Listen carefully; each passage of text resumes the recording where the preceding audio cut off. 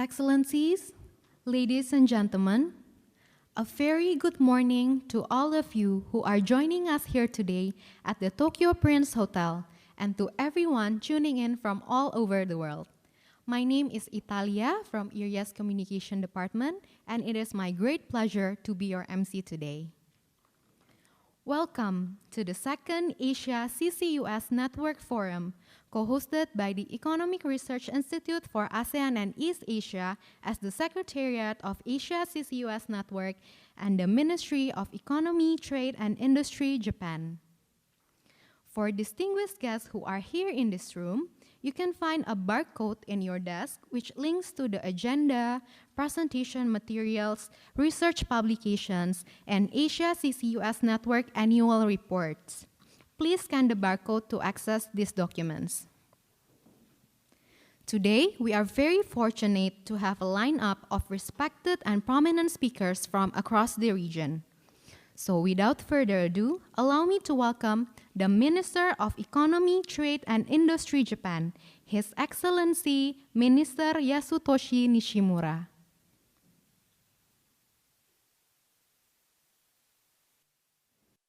I am Nishimura Yasutoshi. I'm the Minister for Economy, Trade and Industry. And as a host of the second Asia CCUS Network Forum, allow me to say a few words of greetings. First of all, I would like to thank the ministers, distinguished ministers from different countries who have given us the message to the forum, as well as participants at the venue, the hall, and all the people who have been involved in the preparation for the forum. I would like to thank all of you.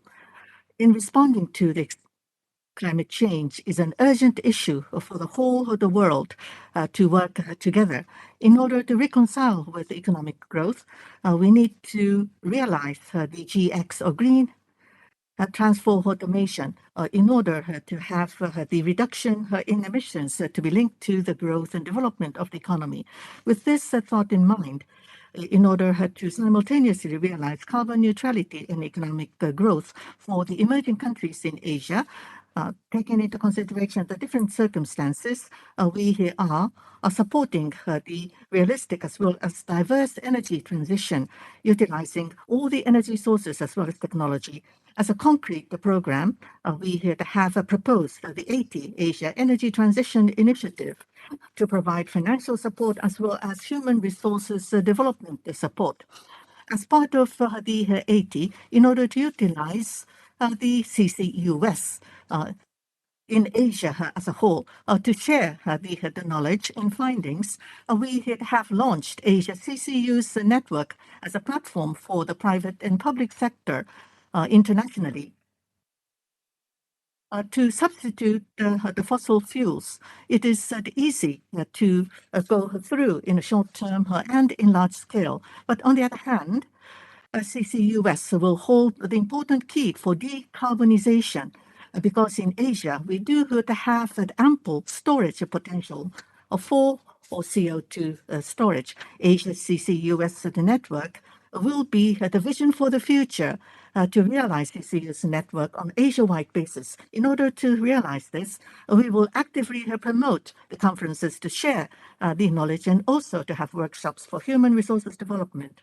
Not only the ASEAN 10 members, but the United States, Australia, and Indian governments have endorsed this program, and we have more than 250 entities, including research institutions, financial institutions, businesses, as well as international institutions. In Japan, we have had the successful injection of 300,000 tons of CO2 at Tomakomai city in Hokkaido in 2019.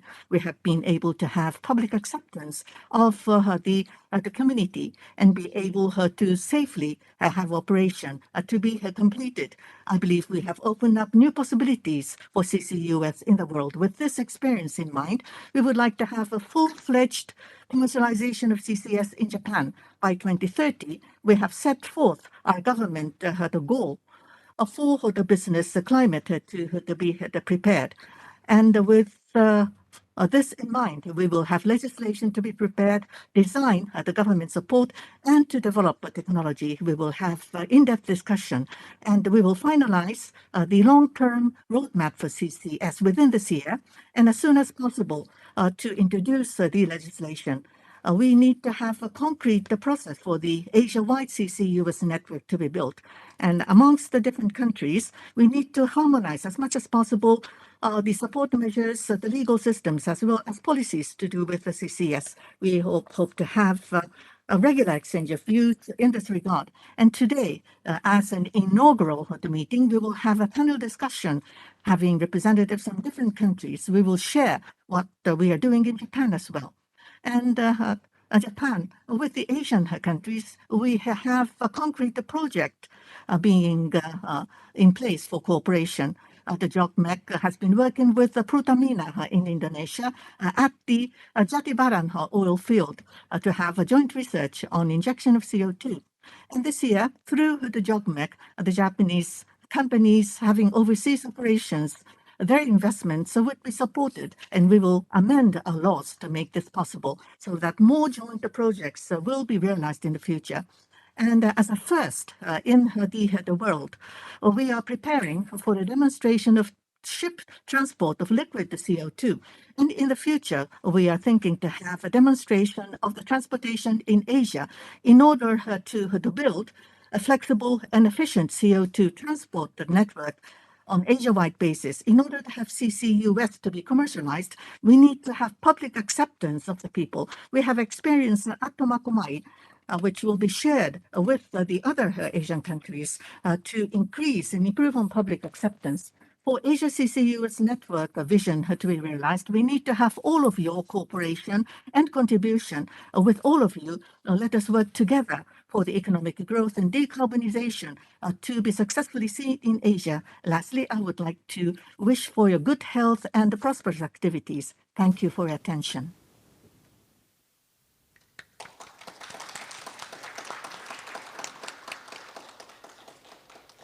Thank you, Minister, for the opening remarks. Next, I would like to welcome the President of the Economic Research Institute for ASEAN and East Asia, Professor Hidetoshi Nishimura.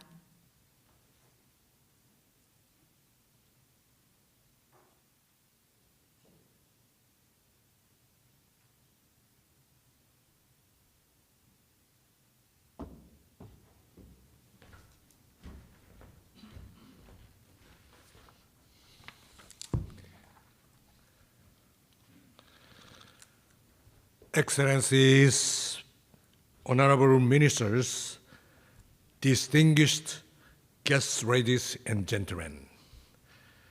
It is my great pleasure to warmly welcome you all to the second Asia CCUS Network Forum, and I have greatly honored to give the opening speech on this important occasion where stakeholders come to share knowledge and experience on the CCUS in order to accelerate the development and deployment of CCUS in our region.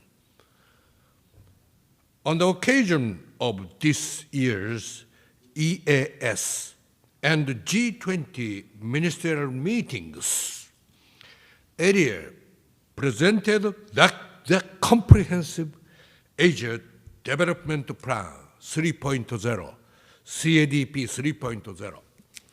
This 600 pages plan, which is important guiding policy documents for sustainable development and highlights the importance of CCUS technologies. CADP 3.0 clearly stipulates that sustainability is not only a long-term issue, but also immediate and urgent problems. The speedy energy infrastructure development and the stable economic and demographic expansion in ASEAN will boost EAS energy demand in the future. We forecasted that the region would continue to rely on coal, oil, and gas until 2050. Under the business as usual scenario, in spite of the high crude oil prices. Therefore, ASEAN and many developing countries need to explore a variety of options and use all available fuels and technologies in pursuing their respective carbon neutrality goals. Ladies, Excellencies, ladies and gentlemen, the joint ministerial statement of the 16th East Asia Summit Energy Ministers Meeting welcomed the successful convening of the 5th East Asia Energy Forum and its Phnom Penh reflections, focusing on ASEAN's challenges on carbon neutrality and energy security on 12 September 2022, organized by ERIA and Cambodian government. At the ministerial session of the Asian Green Growth Partnership Ministerial Meeting this Monday, I presented the ASEAN carbon neutrality challenges, which included the diversity of mitigation pathways towards carbon neutrality, the importance of all technologies and fuels, the current role of natural gas and transition technologies, and underpinning finance.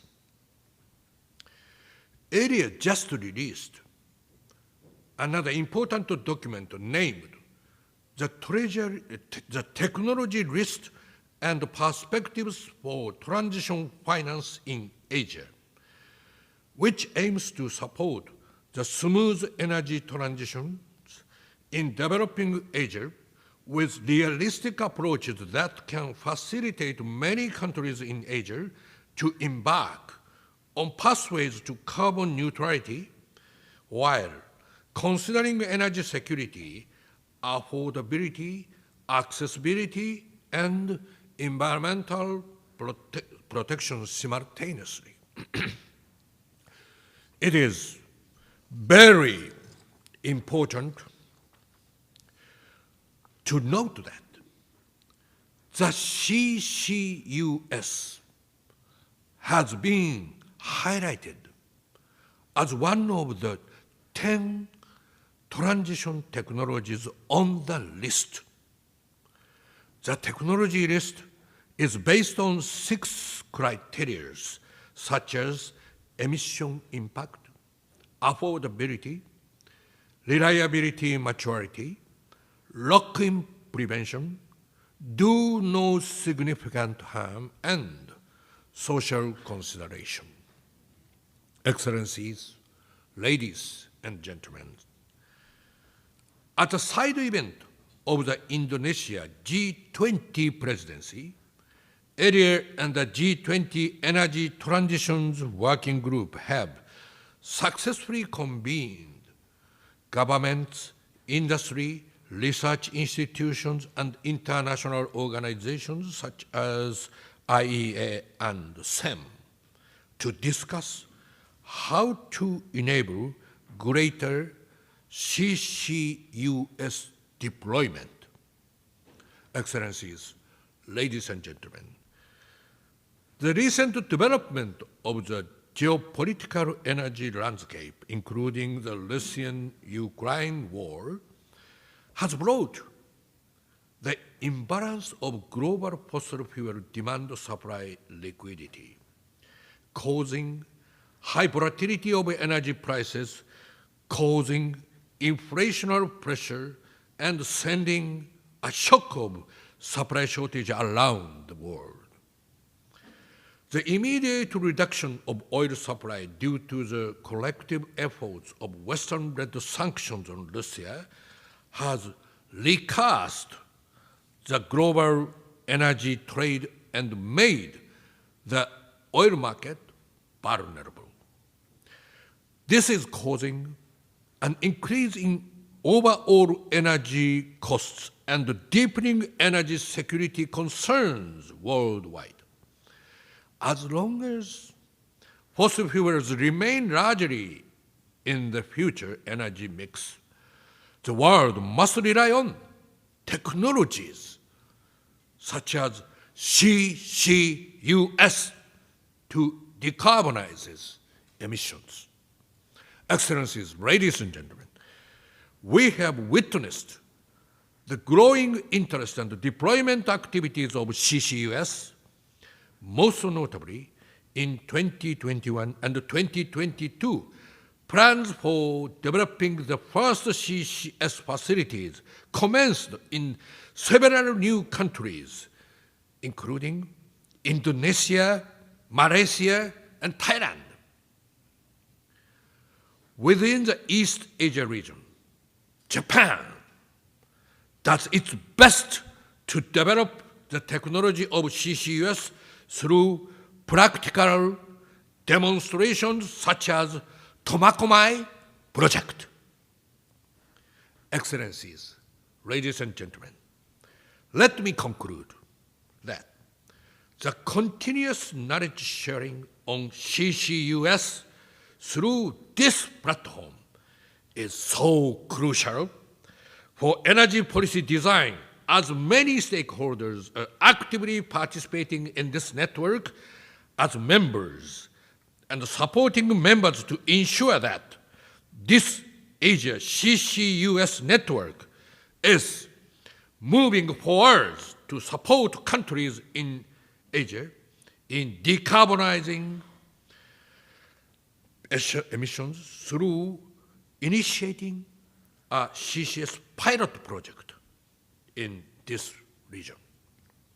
I wish to take this opportunity to thank honorable ministers, heads of international energy organizations and industries, distinguished speakers, and all participants for providing your strong support to the Asia CCUS network.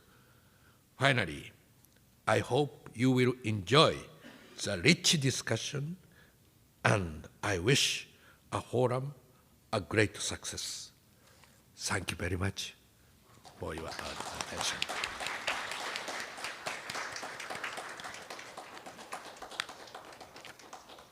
Thank you, Professor Nishimura, for your remarks. Now, I would like to invite Professor Nishimura, Mr. Koji Hachiyama, and Mr. Soda Takeshi to come up to the stage for a photo session.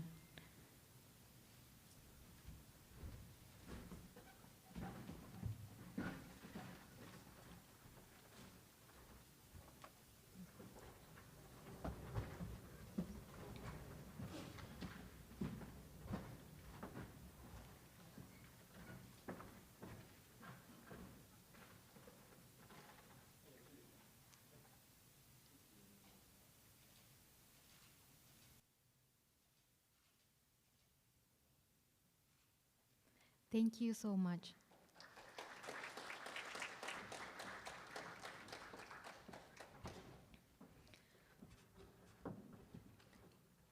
Moving on to the next agenda, we are going to hear remarks from respected energy ministers from across the region.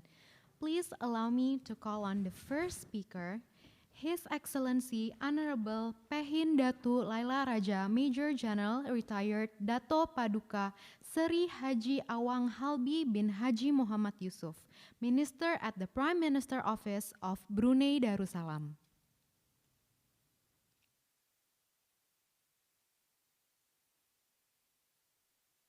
Assalamualaikum warahmatullahi wabarakatuh, and a very good morning. Your Excellencies, distinguished participants, ladies and gentlemen. It is a great pleasure to speak virtually at this year's Asia CCUS Network Forum, and my warmest thanks to the Ministry of Economy, Trade and Industry of Japan and the Economic Research Institute for ASEAN and East Asia for their kind invitation. Excellencies, distinguished participants, ladies and gentlemen, the world continues to rely upon fossil fuels for a large share of its overall energy needs. Going into the future, the world's energy demand will continue to grow due to our planet's increasing population and rising living standard, specifically in the developing world. For the Southeast Asia region, of which Brunei Darussalam is part of it, the energy demand, according to the International Energy Agency, or IEA, has increased by an average of 3% annually over the past 2 decades. The IEA also stated that 3/4 of the increase in future energy demand is likely to be met by fossil fuels, leading to an increase in carbon emission by almost 35%.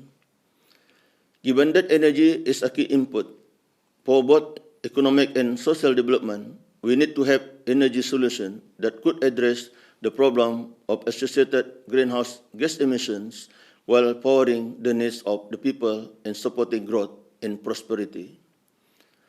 To address increasing greenhouse gas emissions, a growing number of countries have committed to net zero emissions goals by 2050. Alongside national commitments, major multinational agency companies have also made pledges to achieve carbon neutral outcomes also by 2050. Achieving these 2050 targets will undoubtedly require rapid deployment of all available abatement technologies. A net zero energy system requires a profound transformation in the way we produce and use energy. In this regard, carbon capture, utilization and storage, or CCUS, is one of the key identified technologies that contribute to reducing emissions in key sectors directly by removing carbon dioxide. There is an urgent need to accelerate the adoption of this high-impact solution, particularly in this region. And as the IEA suggested, moving the net zero goalpost from 2070 to 2050 would require almost 50% more CCUS deployment. Excellencies, distinguished participants, ladies and gentlemen, it is encouraging to learn that new investment incentives and strengthened climate goals are building new momentum behind CCUS. The Global CCS Institute, in its latest publication on the global status of CCS in 2020, reported that 17 new commercial CCS facilities have entered the project pipeline, making a total of 65 commercial CCS facilities available worldwide, of which 26 are in operation. This reflects an increasing recognition of CCUS technologies as a cornerstone for the global energy and climate system of tomorrow, and more importantly, as a key pillar of efforts towards the net zero emissions. With that, I am also pleased to learn that considerable progress continues to be made in the research development, demonstration and deployment of CCUS in the ASEAN region. In this regard, I would like to convey my appreciation and commend the Ministry of Economy, Trade and Industry of Japan and the Economic Research Institute for ASEAN and East Asia for initiating the Asia CCUS Network under the framework of the EEA's Energy Ministers meeting.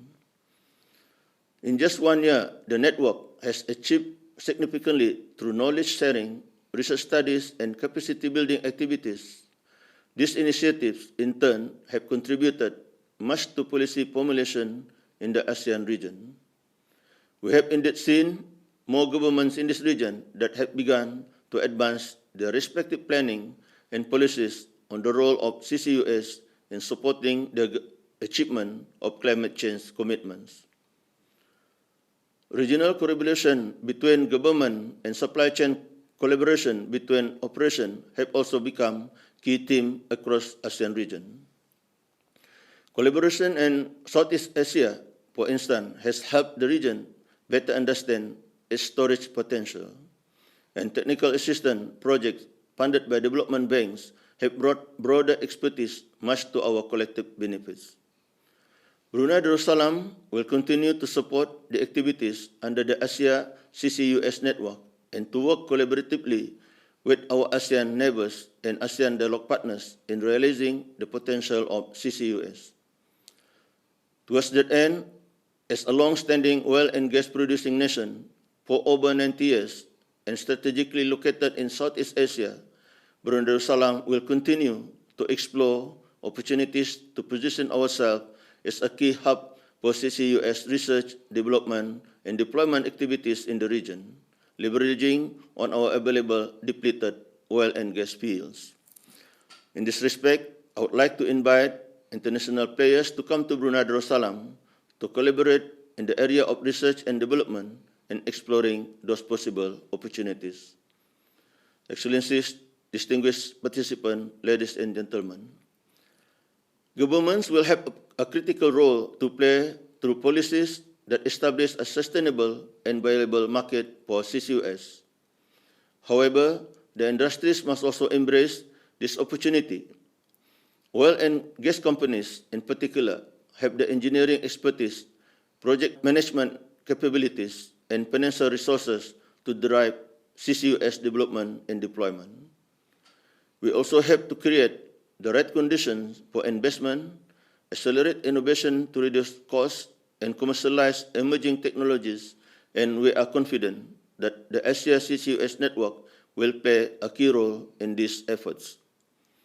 To conclude, I wish to highlight that the development of CCUS is indeed worthwhile, and I strongly believe that collectively there is a clear vision, technological capability, and determination to address the current high global carbon emissions. Thank you.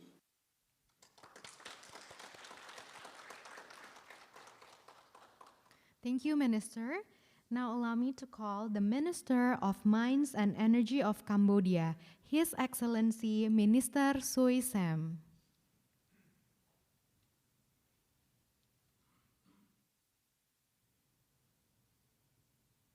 ឯកឧត្តមលោកជំទាវញីកិត្តិយសអស់លោកលោកស្រីជាទីរាប់អានអរុនសួស្តីតាំងនាមក្រសួងរ៉ែនិងធម្មពលនៃប្រជាជាតិកម្ពុជាខ្ញុំសូមថ្លែងអំណរគុណជាថ្មីម្ដងទៀតដល់ក្រសួងសេដ្ឋកិច្ចពាណិជ្ជកម្មនិងឧស្សាហកម្មនៃប្រទេសជប៉ុននិងវិទ្យាឋានស្រាវជ្រាវសេដ្ឋកិច្ចអាស៊ាននិងអាស៊ីបូព៌ាដែលបានខិតខំប្រឹងប្រែងបន្តរៀបចំវេទិកាស្ដីពីបណ្ដាញបច្ចេកវិទ្យានៃការប្រើប្រាស់និងការស្តុកទុកកាបូននៅអាស៊ីជាលើកទី2នេះឡើងដើម្បីពិនិត្យលើវឌ្ឍនភាពនៃការអនុវត្តការប្រើប្រាស់បច្ចេកវិទ្យាដ៏សំខាន់នេះក្នុងរយៈពេល1ឆ្នាំកន្លងទៅក៏ដូចជាការបន្តចែករំលែកអំពីគោលនយោបាយបទបញ្ញត្តិនិងផែនការគាំទ្រនានាក្នុងគម្រោងបច្ចេកវិទ្យានៃការប្រើប្រាស់និងការស្តុកទុកកាបូននេះអាដាមអស់លោកលោកស្រីតំបន់របស់យើង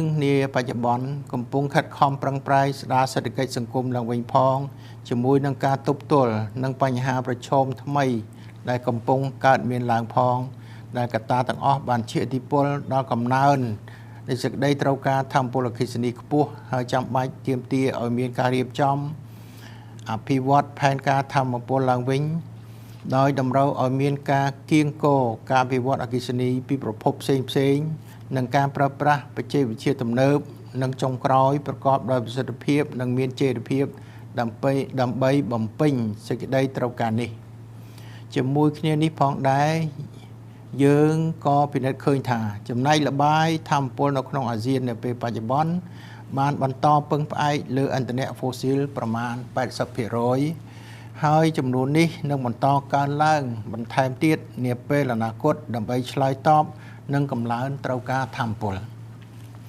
កម្ពុជាក៏នឹងបន្តពឹងផ្អែកលើឥន្ធនៈហ្វូស៊ីលដើម្បីនិរន្តរភាពសន្តិសុខធម្មពលនិងកំណើនសេដ្ឋកិច្ចរបស់ខ្លួនដូចនេះការលើកកម្ពស់ការប្រើប្រាស់ឥន្ធនៈហ្វូស៊ីលស្អាតតាមរយៈការដាក់ចេញនៅបច្ចេកវិទ្យាស្អាតនិងបច្ចេកវិទ្យានៃការប្រើប្រាស់និងការស្តុកទុកកាបូនគឺជាកត្តាដ៏ចាំបាច់បំផុតហើយកម្ពុជានឹងធ្វើការតាមដានយ៉ាងយកចិត្តទុកដាក់លើការវិវត្ត និងការដាក់ឲ្យអនុវត្តនៅបច្ចេកវិទ្យាស្អាតទាំងនេះអាដាមអស់លោកលោកស្រីឆ្លៀតក្នុងឱកាសនេះជាថ្មីម្ដងទៀតខ្ញុំសូមបញ្ជាក់ជូនអង្គវិធីជ្រាបថាក្នុងនាមជាភាគីនៃអនុសញ្ញាបម្រែបម្រួលអាកាសធាតុក្នុងក្របខ័ណ្ឌអង្គការសហប្រជាជាតិកម្ពុជាបានដាក់តម្កល់នៅសេចក្តីបដិញ្ញាចិត្តក្នុងការចូលរួមចំណែកថ្នាក់ជាតិរបស់ខ្លួនកាលពីឆ្នាំ2015កន្លងទៅនេះ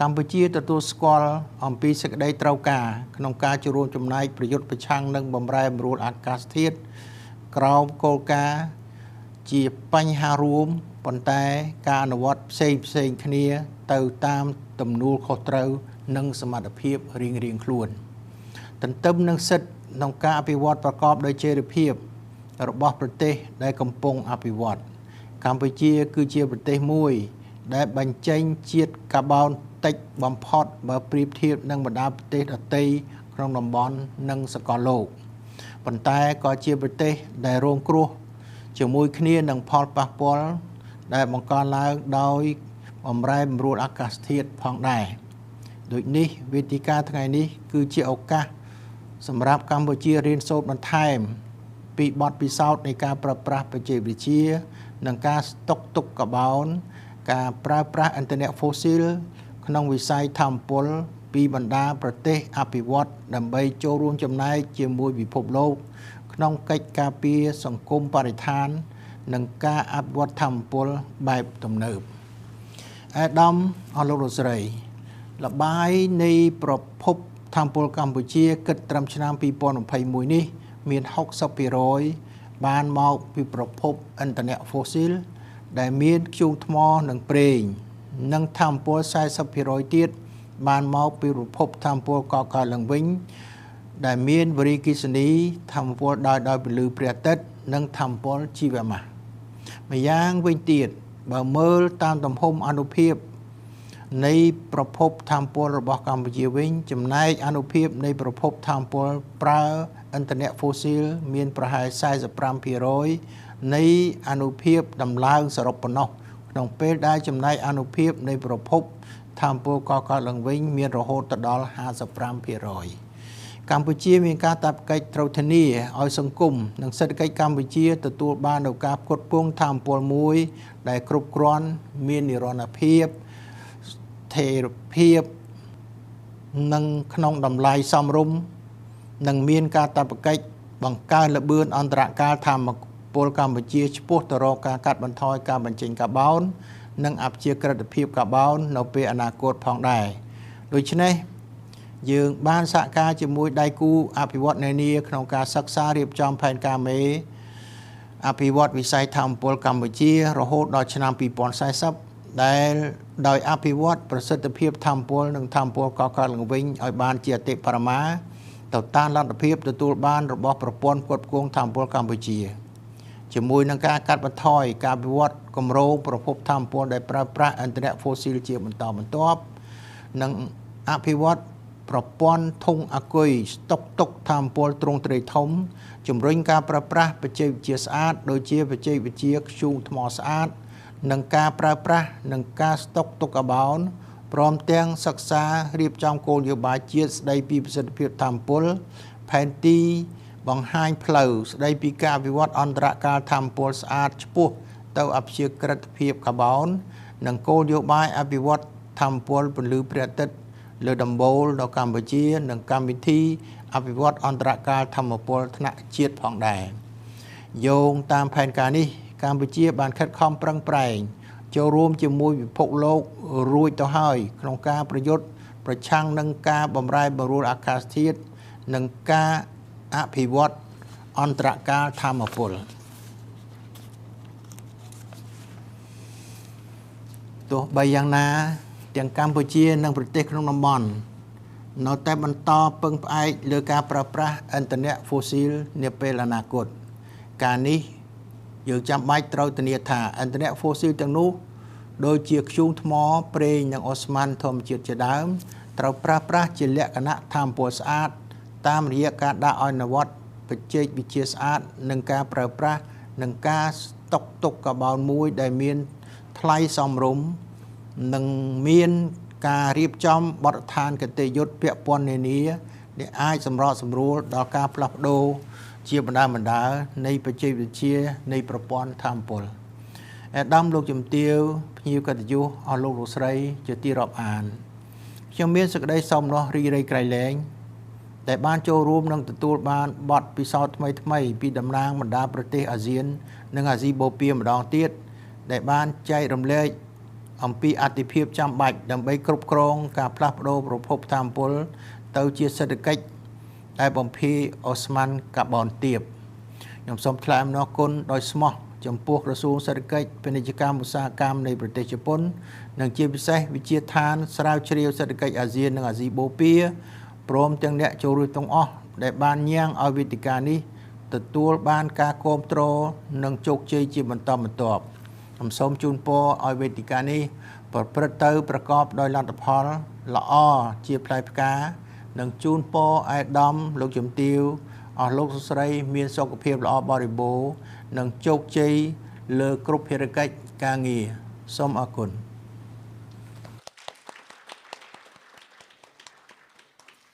Thank you, Minister, for your remarks. Now, please allow me to invite His Excellency Minister Arifin Tasrif, Minister of Energy and Mineral Resources of the Republic of Indonesia.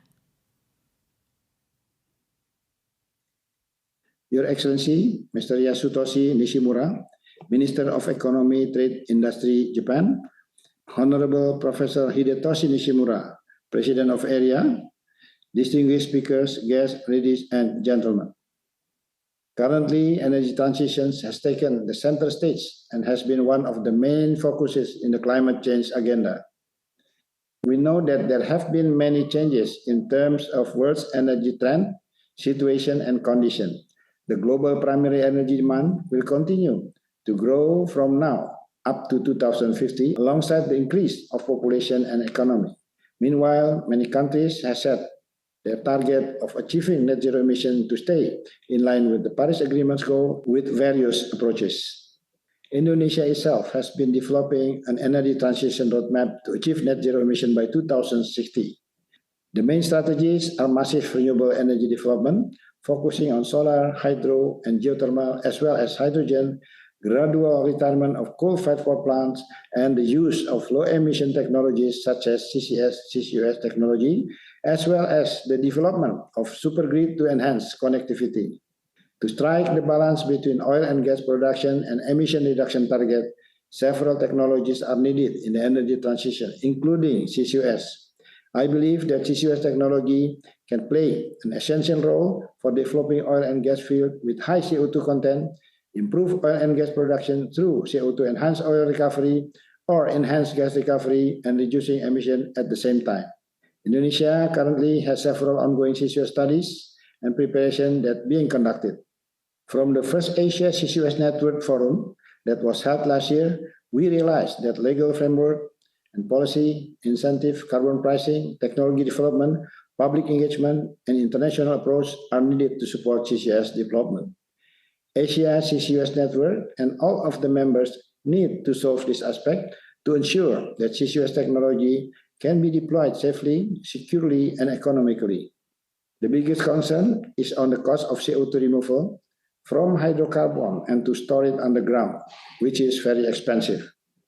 Therefore, we should be working together and cooperate to resolve this challenging problem by introducing technological innovation. Distinguished speakers, guests, ladies and gentlemen, as the final note, I'm confident that today's forum will produce positive outcomes. We are looking forward to gaining invaluable knowledge from distinguished speakers and panelists to underline the importance of CCUS and how to support the deployment, especially in the Asia region. And I wish you all have a pleasant and fruitful forum. Thank you.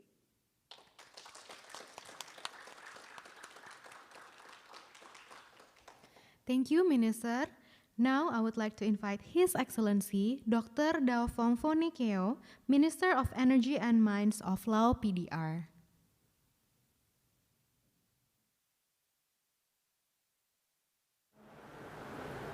Excellencies, honorable ministers, distinguished guests, ladies and gentlemen, very good morning.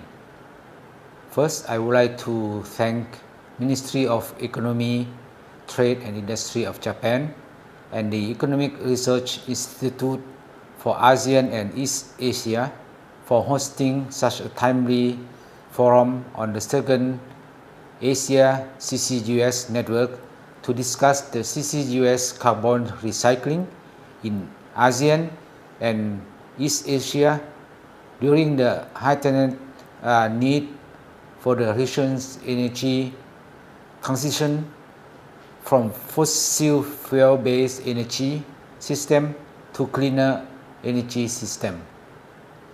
I am looking forward to the report of Asia CCUS Network, and we are very pleased to receive very good progress of this network since its inception. Excellencies, ladies and gentlemen, Laos is a party to the UNFCCC, and in this regard, Laos has submitted its intended nationally determined contribution, or INDC, to the UNFCCC and pledged to reduce emissions as stated in the Laos INDC. Thus, decarbonization is extremely important for Laos as the country is continuing to use fossil fuel for the transport sector, and particularly the coal-fired power plants that are being operated and also being constructed to export the electricity to Thailand and Cambodia. A part of the sustainable pathways to limit the temperature rising by the mid of the century 2050, Laos is fully aware of the need to use fossil fuel cleanly through the technology such as carbon capture, utilization and storage. Like many countries in the ASEAN region, Laos' reliance on fossil fuels will continue to the foreseeable future to ensure that energy access, reliability, affordability, energy security can be assured to maintain its economic growth. Thus, the clean use of fossil fuels through the deployment of green technologies and CCUS are indispensable for decarbonizing ASEAN's emissions. Excellencies, ladies and gentlemen, we also recognize the need to contribute to abate the global climate change as common but differentiated responsibilities and capabilities, along with the right to the sustainable development of developing countries. Laos is a low emission emitter and highly vulnerable country to the negative effects of climate change. This forum on carbon capture, utilization and storage is very important for sharing knowledge and experience on the technology perspectives to do carbon recycling and carbon storage of emission from fossil fuel uses. In my view, as long as we continue to use fossil fuel, the deployment of clean use of fossil fuel technologies such as clean coal technologies or CCTs and the carbon capture, utilization and storage or CCUS will be very necessary to abate the global emission at the larger scale. In this way, we may be able to limit the rise of global temperature to well below 2 degrees Celsius by the turn of this century. Excellencies, ladies and gentlemen, Lapidia will need to have a well-balanced energy mix that we can ensure energy security of the country with energy access, stable and affordable price for our development. Therefore, any introduction of higher cost of energy system will be at our caution. However, Lapidia is very lucky to have much abundant renewable energy such as hydropower in our power mix. And at the current time, Lapidia is also promoting other renewable energies such as solar farm, wind, and waste to energy, and also biomass power generation. In this way, I believe that the combination of clean fuels, renewables, and clean technologies will need to be accelerated and adopted in our energy system. Lapidia will monitor the development and adoption of these clean technologies very closely.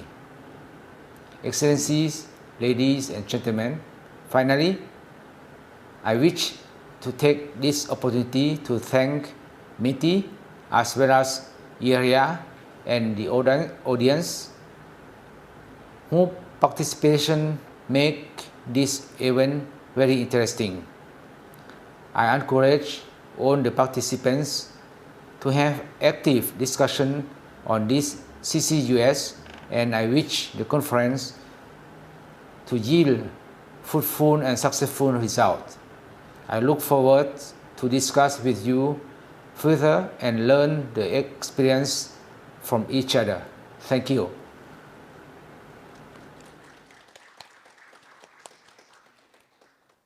Thank you, Minister.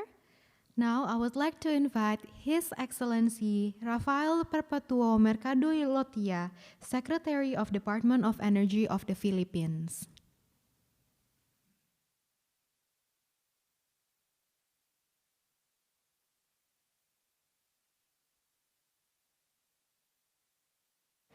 Your Excellency, Minister of Economy, Trade and Industry of Japan, President of the Economic Research Institute for ASEAN and East Asia, fellow ministers, distinguished guests, ladies and gentlemen, a pleasant day to everyone.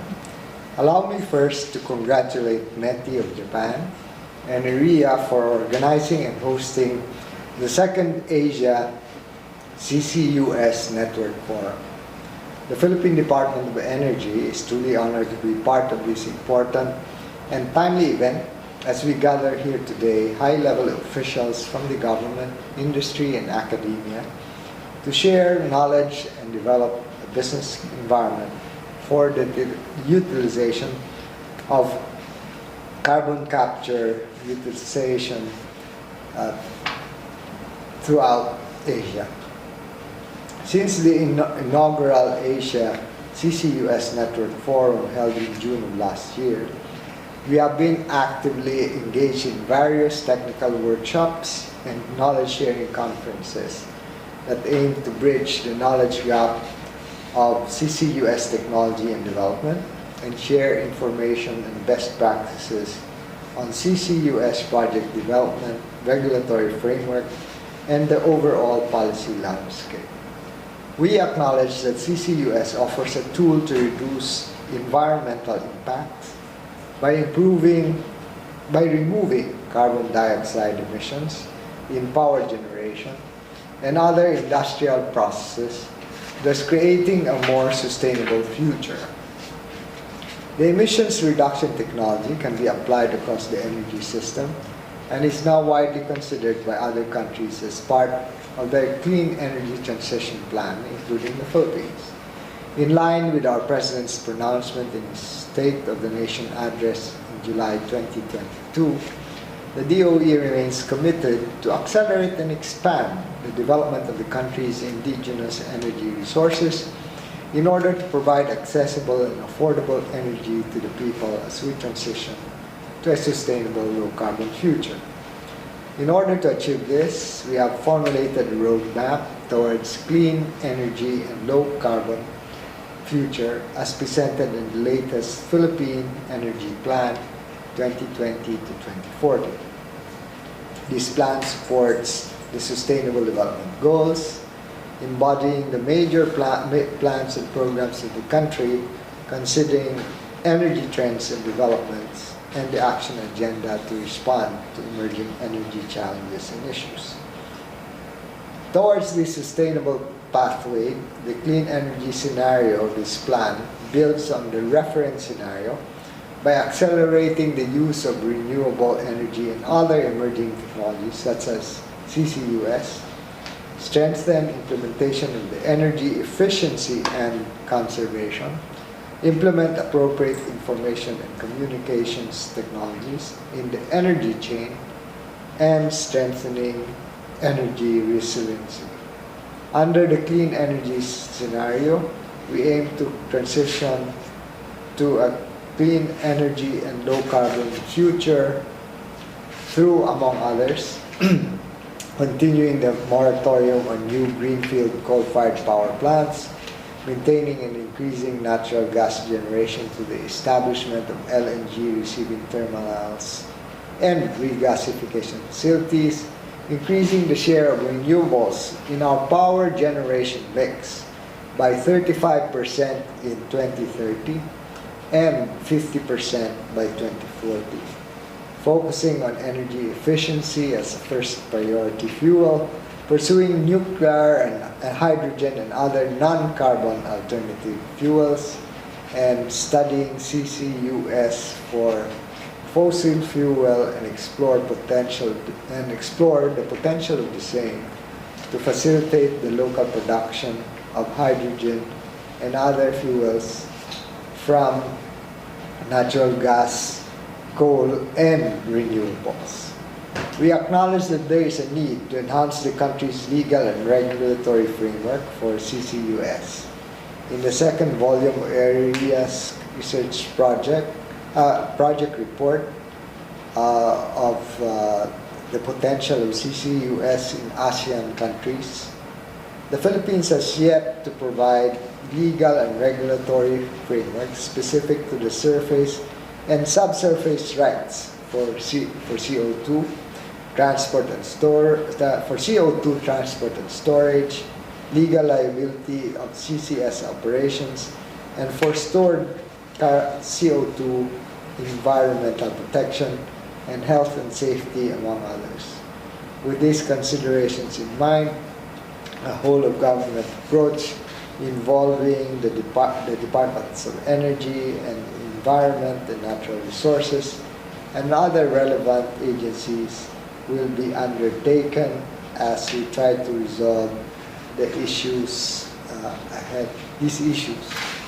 As we underscore the importance of CCUS and carbon recycling in supporting the goals of decarbonization, recovery, and economic growth, there is indeed a need for closer collaboration and cooperation within the network for the development and deployment of CCUS in the Asia region.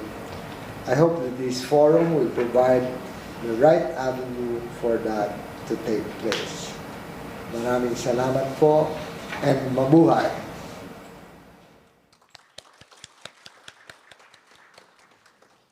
Thank you, His Excellency Lotia.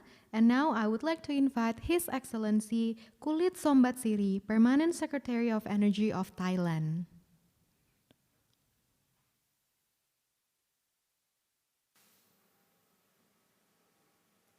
Excellency, Mr. Yasutoshi Nishimura, Minister of Economy, Trade and Industry of Japan, Executive Director of IEA, distinguished guests, ladies and gentlemen, สวัสดีครับ It is my pleasure to attend the second Asia CCUS Network Forum today to explore the current status and holistic perspectives of CCUS as one of the key technologies for decarbonization in our region. I believe the next few decades may be challenging to the prospect of the CCUS technology. A significant scaling up of CCUS projects are needed to provide the momentum for lower CO2 emission and cost reductions. Governments have a critical role to play through policies that establish a sustainable and viable CCUS market. The industry must also embrace the opportunity by combining their forces in terms of expertise and financial resources for the investment. Ladies and gentlemen, for Thailand, in our National Energy Policy 2022, the role of CCUS technology has been included to make a useful contribution of realizing a low carbon use of fossil fuels. In fact, there are two critical factors in advancing CCUS technologies that are supportive policy drivers and the availability of potential finance. Thailand is now developing a 5-year plan on CCUS development 2022 to 2026 with the roadmap to achieve CO2 storage capacity at around 2.7 gigatons of CO2 across the country. There are several factors to be considered, including collaboration on technical development, legal and regulatory framework, economic and incentive policy, and stakeholder engagement. The main players involve national oil companies, utilities, and private sector, covering both upstream and downstream industries.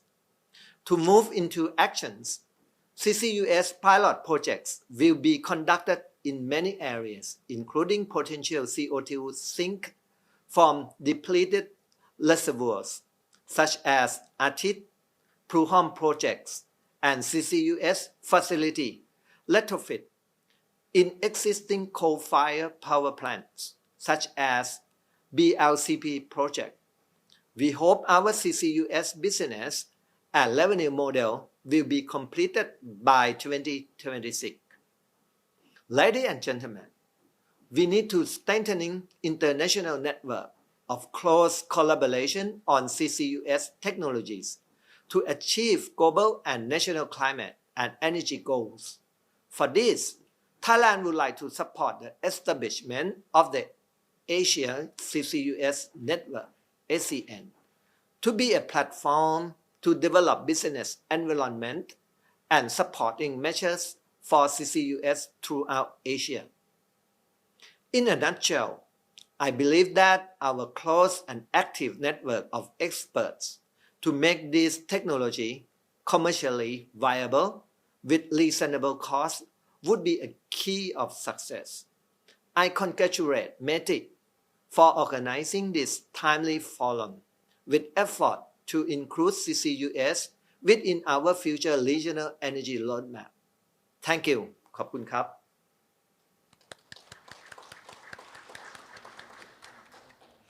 Thank you, Mr. Sombatsiri, for the remarks.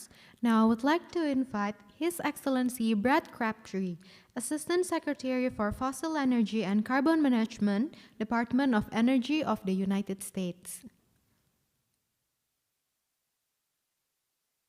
My name is Brad Crabtree. I'm the Assistant Secretary for Fossil Energy and Carbon Management here at the U.S. Department of Energy.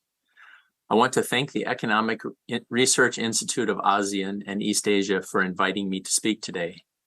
Let me begin by congratulating everyone on the launch of the Asia CCUS Network over a year ago.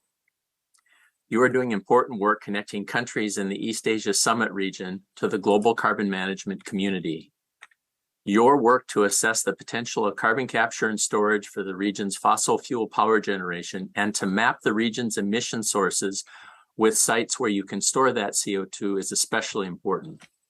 We're encouraged to see a growing number of countries in Asia increasing their commitment to actions that speed the development and deployment of both carbon capture and carbon removal technologies, since we know that both these tools are essential to achieve global climate goals.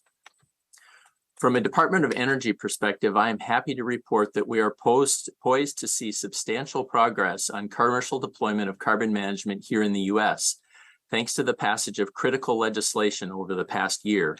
The bipartisan infrastructure law passed last November in Congress, and it represents a historic opportunity to advance carbon capture and carbon removal technologies. The legislation provides $62 billion for the Department of Energy overall and $12 billion in funding over 5 years for the research, development, demonstration, and commercial deployment of carbon management technologies and associated infrastructure. It also allocates over $8 billion to clean hydrogen production, including the production of hydrogen from fossil fuels and biomass with carbon capture and storage. In addition, the Inflation Reduction Act that President Biden signed in August includes strong carbon management provisions, including major improvements to the U.S. federal 45Q tax credit that will incentivize private capital investment in carbon capture from industry and power generation, direct air capture, and projects to convert captured carbon emissions into low and zero carbon building materials, chemicals, fuels, and other useful products.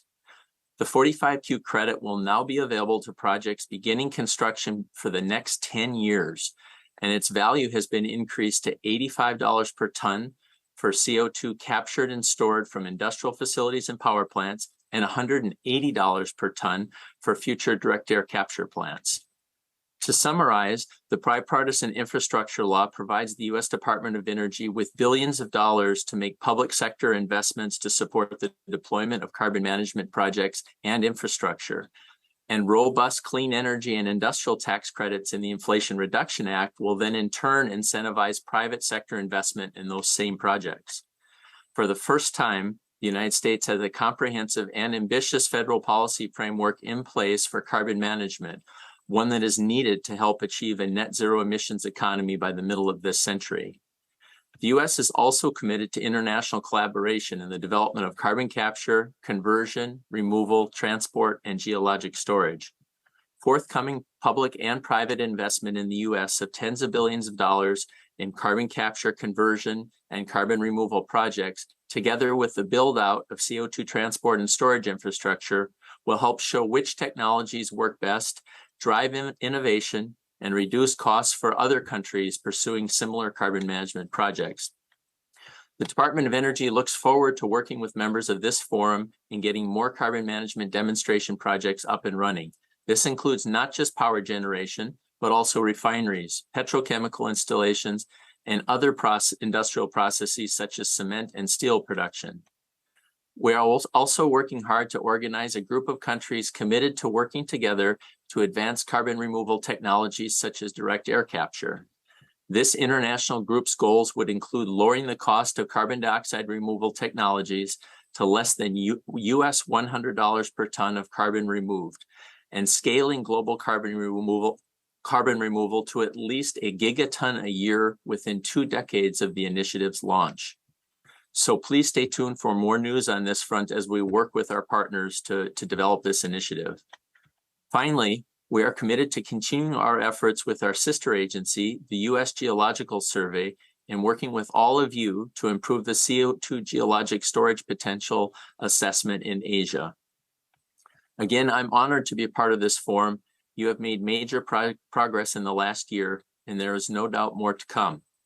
Thank you for allowing me to participate in this event.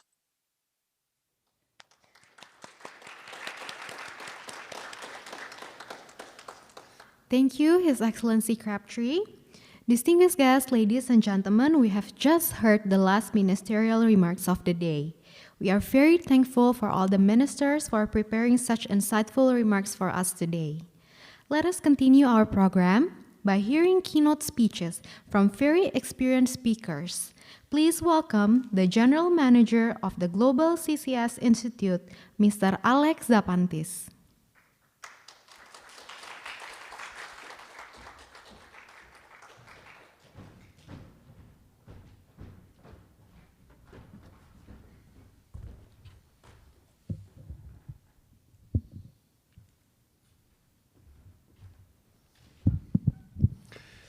Well, it's a great pleasure to be here, Ministers, Secretaries and Delegates. It is a great pleasure and an honour to be speaking at this very important event. I would like to congratulate the Government of Japan and the Economic Research Institute of ASEAN and Southeast Asia for establishing the CCUS network. There is an urgent need to rapidly deploy CCS alongside all other emission reduction options to meet ambitious climate targets. And the rate of deployment required will simply not happen without international collaboration between governments and the private sector. And networks such as the Asia CCUS Network are critical vehicles to facilitate such collaboration and, most importantly, to drive action. I should first very briefly introduce the Global Carbon Capture and Storage Institute. We are a not-for-profit think tank with more than 150 members, including many large companies and the governments of some large countries such as the United States, Japan, China, Australia, and Japan, and the United Kingdom, of course, with a mission of accelerating the deployment of carbon capture and storage for climate mitigation purposes. So why is CCS so important? Well, effectively, every rigorous analysis of how to meet climate targets, going back to Sokolow and Pacala's famous wedges paper almost 20 years ago, concludes that a broad portfolio of technologies and approaches is absolutely essential to meet climate targets. The global economy has a diverse set of CO2 sources that requires an equally diverse set of solutions, including carbon capture and storage.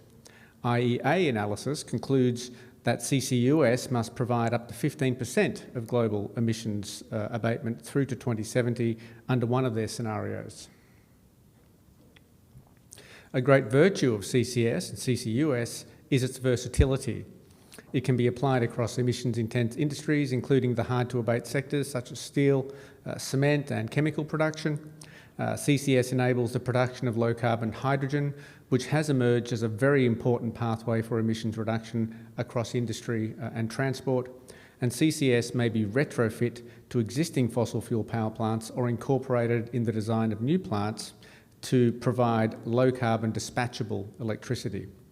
CCS can also be combined with bioenergy or direct air capture to remove carbon dioxide directly from the atmosphere.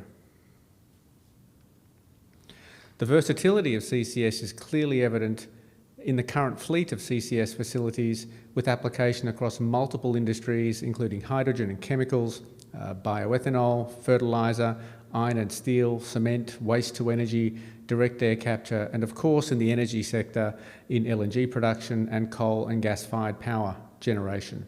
The red dots on this slide are operating facilities, the purple are in construction, and the blue are in front-end engineering and design.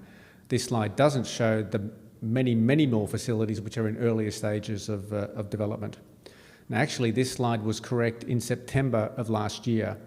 There are many more facilities in development now, and we are in the process of updating this chart for the 2022 Global Status of CCS report that will be published in a few weeks in the middle of October.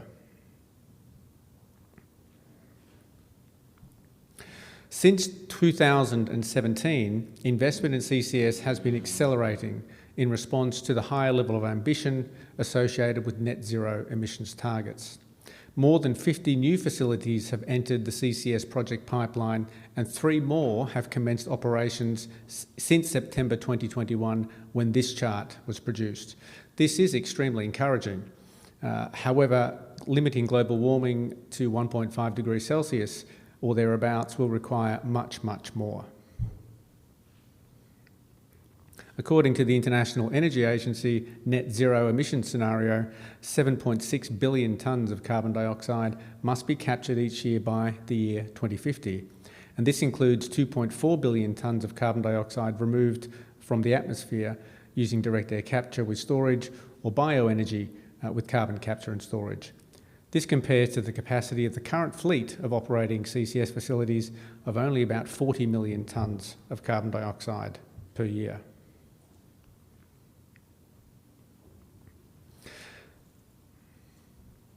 And most of the carbon dioxide that must be captured and stored to achieve the net zero emissions will be in the Asia-Pacific region. Consider just energy demand in ASEAN member states, which is expected to increase by at least 2/3 between 2017 and 2040, according to the ASEAN Progressive Scenario, which is the most ambitious scenario from a climate perspective, developed by ASEAN. Fossil fuels will continue to provide the majority of Asia's primary energy beyond 2050, and CCS will be critical to reducing emissions from the use of those fuels. Asia is a steel and chemical production powerhouse, hosting more than half of global production. These are essential industries, but they are also emissions intense. Most of this industrial capacity has decades of economic life left. Some may close prematurely, but that will be the exception. It certainly won't be the rule. Demand for the products they produce will remain robust as long as we remain an advanced civilization.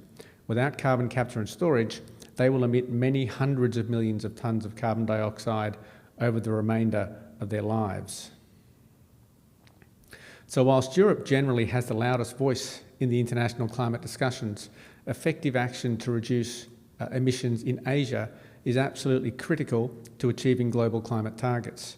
The Global Carbon Capture and Storage Institute recognises this, so we have included an increased focus on Asia and in Southeast Asia in particular in our new 2023 to 2027 5-year strategic plan. We plan to open an office in Southeast Asia within the next couple of years, and we are increasing our engagement in Asia, including looking for more opportunities to work closely with organisations such as ERIA. So to that end, today I'm announcing the Southeast Asia CCS Accelerator, or SECA for short. SECA is an initiative of the Global CCS Institute to work with governments, multilateral organisations and the private sector to help accelerate investment in carbon capture and storage in Southeast Asia. SECA is structured under 3 pillars that broadly represent the most significant challenges to investment in CCS. And those pillars are CCS regulation, enabling policy and geological storage resource development. Each pillar will include a program of engagement and collaboration with key stakeholders from Southeast Asian governments, multilateral agencies and the private sector to align around objectives, define specific barriers and opportunities, prioritise research and analysis, and to coordinate further action. The Global CCS Institute, in partnership with other participants and organisations wherever possible, will provide research and analysis to support the operation of each pillar. SECA will be delivered in coordination with ERIA, and all products will be provided to ERIA and to this forum, the Asia CCUS Network. We will also be working with the ASEAN Centre for Energy, who we hope will be able to provide us with logistical support as well as insights from their research and analysis. We plan to run 3 workshops in Southeast Asia in the first year of SECA, starting in the first or second quarter of 2023. Prior to the first workshop, the Institute will produce 3 reports to help focus discussions. One will be on CCS regulation, another will describe the economic value of CCS to Southeast Asia based on our global economic and emissions model, and the third will identify and describe prospective storage basins in Southeast Asia based on publicly available information. The workshops are designed to facilitate a discussion between project proponents, governments, multilateral agencies and any other interested parties that clearly defines the barriers to investment in CCS projects and works towards developing solutions with a focus on near-term deployment opportunities. We intend SECA to be an inclusive forum with representation from every ASEAN member government, as well as private sector interests in CCS, financiers, relevant academics and research institutions, and of course including ERIA.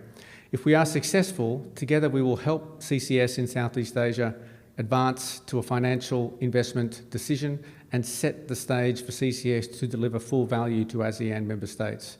I hope that members of the Asia CCUS Network that have an interest in Southeast Asia will join CCA and help it to achieve its ambition, which is to accelerate near-term investment in CCS projects. It's very clear that without it, we will not be able to meet our climate ambitions. CCS in Asia is critical to success, and we hope that CCA will help overcome the challenges that are currently holding it back. And with that, I'll end my remarks. Thank you.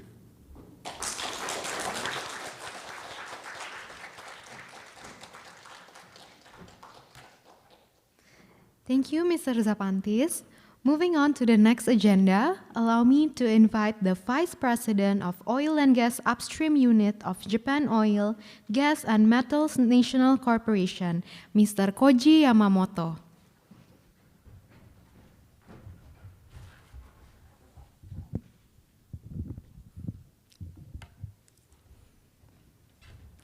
Thank you very much for introducing me, and I'm very happy to join this meeting. And I'm happy to meet you, very respectful audiences. Today, I'm talking about our organization, JOGMEC, and Japanese policy about the CCS, future CCS. Okay. Can you show my presentation? Not this one.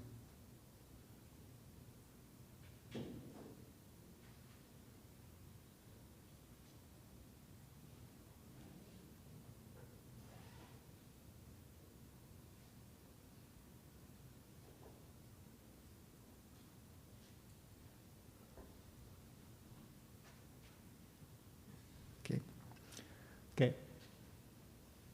I myself is a petroleum engineer, and I have worked for a long time about the exploration and production of the hydrocarbons. And such as engineering background can be useful for the safety as a CCS project. And this is our promise, Japan's promise about the pathway to the carbon neutrality. Japanese carbon neutrality target is 2050. This was announced by the Prime Minister Suga in 2020. It is 2 years ago. It is a very ambitious target.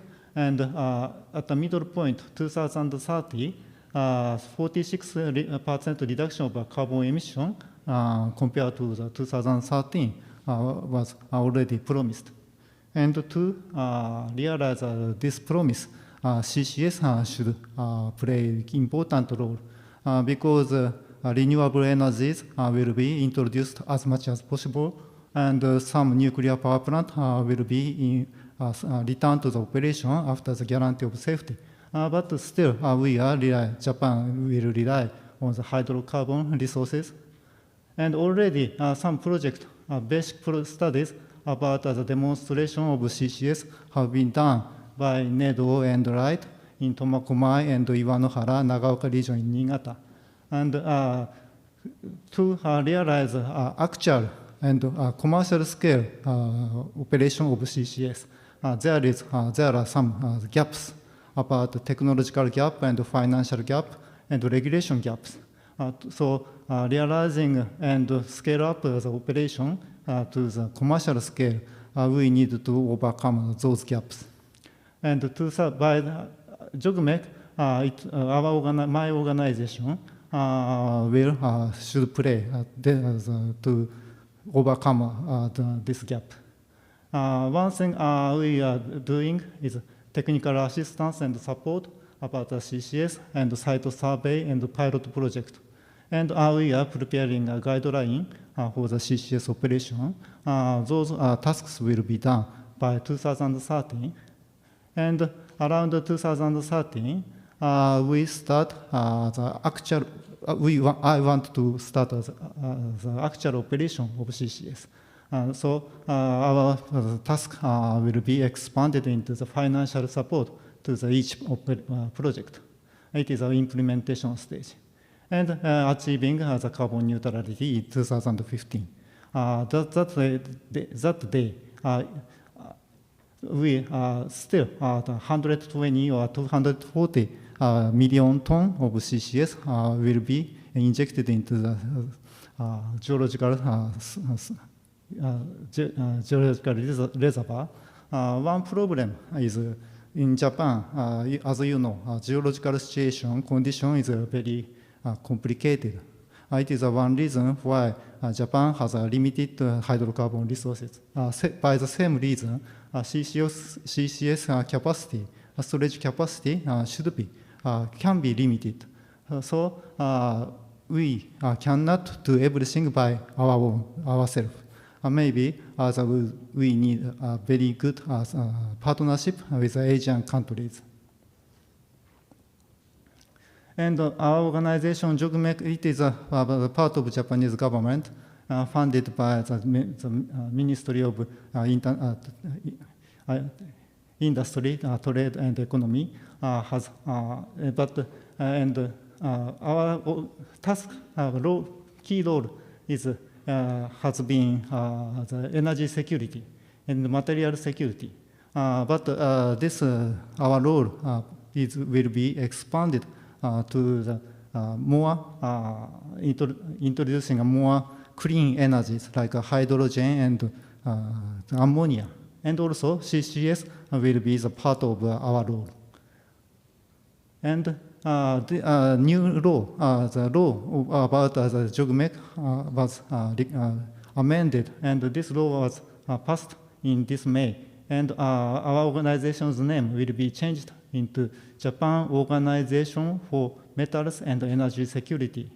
So beside the original role like oil and gas, metals and coal, new role about renewable energy, CCS, and hydrogen and ammonia will be implemented into our organization's role. And our task has, we have two major tasks. One is technical support, technical development and support. I myself have worked for the R&D of many projects. And also project finance by equity financing and liability guarantee will be our own task. So those tasks will be extended into the CCS too. And JOGMEC has a unique position because it is a governmental organization, but a close relation to the industry and also research institute and academia. So our task is mainly the interconnecting, bridging people and bridging organizations. As you know, CCS itself is a kind of mature technology. We have a long history of CCS injection into the field for the CO2 EOR. And also, from the start of the Sleipner, 25 years has passed. But still, there are some technological gaps for ensuring safety, so and reducing cost.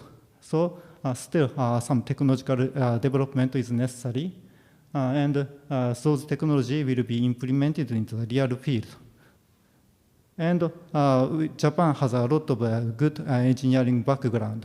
So those engineering background and technologies can be implemented into the CCS. And of course, for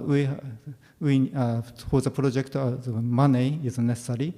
So JOGMEC can give the supply some financial background to the operators and other countries. So JOGMEC will be bridging those people, financing people, technical people, and the people in the carbon emitters and possible carbon storage countries. We are working about the technology. One thing we can do is fulfilling the gaps of the life cycle of a CCS project from the survey of the storage capacity and building the value chain of clean ammonia or hydrogen. And very important thing of CCS is guarantees of the safety. So modeling and monitoring of the CCS is quite important. So we are studying those technologies for guaranteed safety. And one thing, unique position of us is as you know, there about technological development, there is the term called the Death Valley. Lot of basic technology are available, but implementing those technologies is sometimes very difficult, cost-wise or the application reality-based. And JOGMEC is supporting to implement those technology to the real field. And we have done a lot of partnership with other countries. For example, with Australia, we have started some project about the clean ammonia supply, clean ammonia value chain studies, and CCS studies. And some project is come to the feed stage. So FID stage will come soon, I hope. And with with Asian countries, we already started some project with Malaysia, Indonesia, and also some other countries. And also in the Middle East, we started some studies. And those studies are basically the bilateral base, country and each project base and bilateral base. And in the next stage, maybe those projects will be integrated into the Asian-wide and worldwide the framework. So this Asian CCUS network and this opportunity of the meeting is quite a good platform to integrate our project into the more larger scale, I suppose.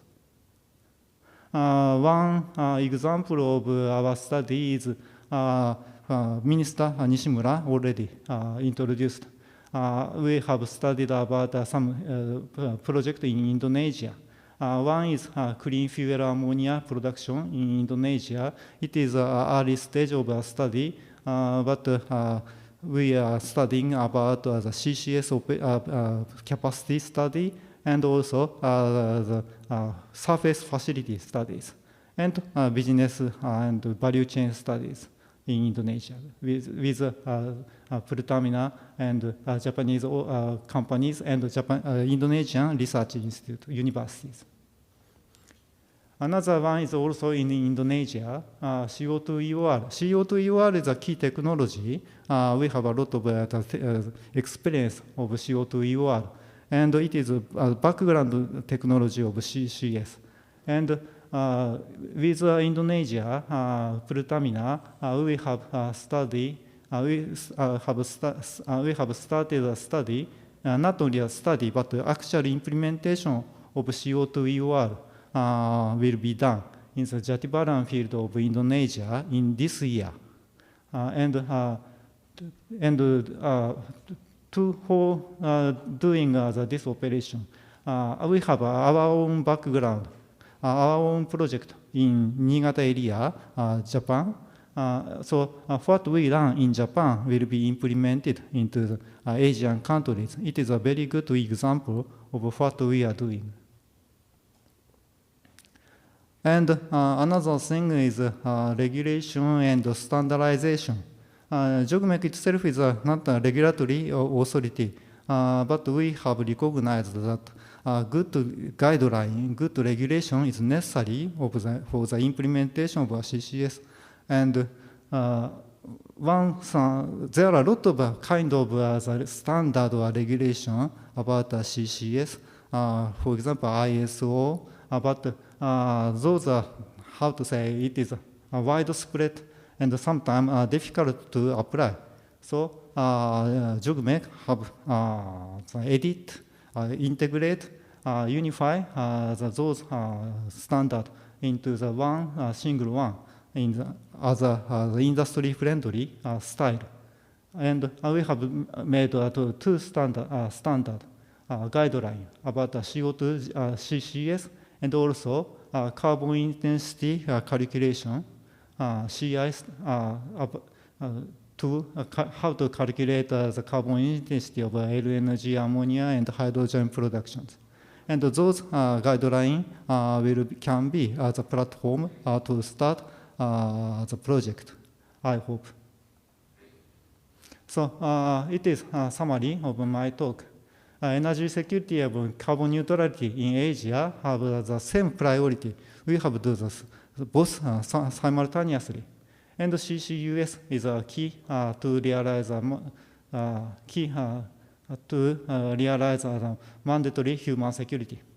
And Asian-wide, the multinational cooperation involving resource exploration, resource exporters and importers are necessary to visualize a variable and meaningful CCUS project to avert climate change and energy crisis, and JOGMEC will contribute in the, by the way of what I told. Thank you very much.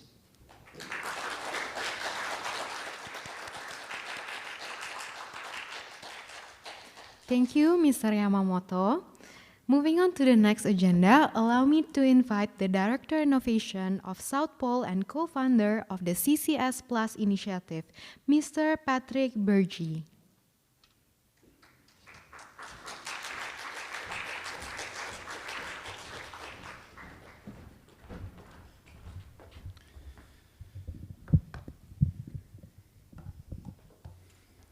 Thank you very much. So good morning, everyone. It's a pleasure to be here.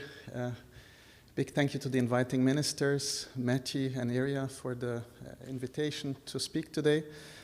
My name is Patrick Bergy. I'm one of the co-founders of South Pole. This is a company headquartered in Switzerland and fully dedicated to solutions around climate change. We have around 1,000 staff across 30 offices worldwide, quite a big presence in Asia, including China, South Asia, Southeast Asia. And fun fact about me, I just relocated to Japan 2 weeks ago, so we're just opening our presence in Japan at the moment. Today, I won't talk about South Pole, but about the CCS Plus initiative, which is an initiative that South Pole co-founded about 1.5 years ago. And we see a lot of interest from, at the moment, mainly Japanese companies and organizations to join the initiative, and would be very keen to explore also further collaboration across Asia. So before I go into the details of the initiative, I wanted to go back a little bit to climate science and some basic concepts that are important to understand what we are trying to do with the CCS Plus initiative. I think a lot of you must know this graph. It basically represents the IPCC scenario, the kind of emission reductions that we need to achieve to reach net zero by 2050. And today, if we look at the policies and commitments that were made under the Paris Agreement, which is this blue surface at the top, we see that there is a big gap between what was committed today and what we need to do to achieve the net zero targets. So what that means is that I think there will be, as we start also to see the impacts of climate change around the world, like recently in Pakistan and also many other countries, I think the urgency with also policymakers to start increasing the level of ambition, I think we'll see that going up now. We see that already happening in Europe, in the US, in Australia, and I think this is a trend that will continue. And one important thing to note is that this is not just a very long-term target to 2050 or even 2070. The reductions we make in the next 10 years are quite important to avoid tipping points in the climate system, like the melting of the permafrost in Siberia and stopping of certain current oceans. So we need to get to 7% every year of reduction over the next 10 years to avoid those tipping points. So CCS has a big role to play. And the sooner we start deploying the technologies, the better, right? And this is not just annoying climate science. I think it's also a moral obligation that we all have towards our children and future generations to avoid catastrophic climate change. And as I said, I think these trends will lead to a lot of activity around CCUS policies and regulation, but also financial incentives for CCUS projects. This graph already showed before, so I don't need to explain into too much detail. But here we see that over time, the deployment of CCUS will have a very important role to play in achieving net zero targets. As mentioned before, the range of 15% of the overall contribution. We also see in this graph that the contributions in the short term are rather small, but they grow then quite significantly over time. Reason being that CCS projects they're complex, require a lot of investment, infrastructure, regulation, and this takes time, right? And this again, I think just highlights the fact that the sooner we start here, the better. Then I think one important concept that we're tackling under the CCS Plus initiative is the distinction between emission reductions and carbon removals. And because I still see a lot of confusion in the industry, I just wanted to elaborate a little bit more on this. And this is one of the issues that we're tackling, to have reliable accounting frameworks that allow us to distinguish between emission reductions and removals, because they will need different policies and also different incentives. So what we see here, and the yellow curve at the top, are the current emission scenarios, business as usual. So in order to achieve net zero, we need very strong decarbonization efforts. So the yellow surface is what would basically qualify as emission reduction between the business as usual scenario and the low carbon measures that you have. But even if we do our best, also the IPCC tells us we will still have residual emissions by 2050, which we see in the gray surface.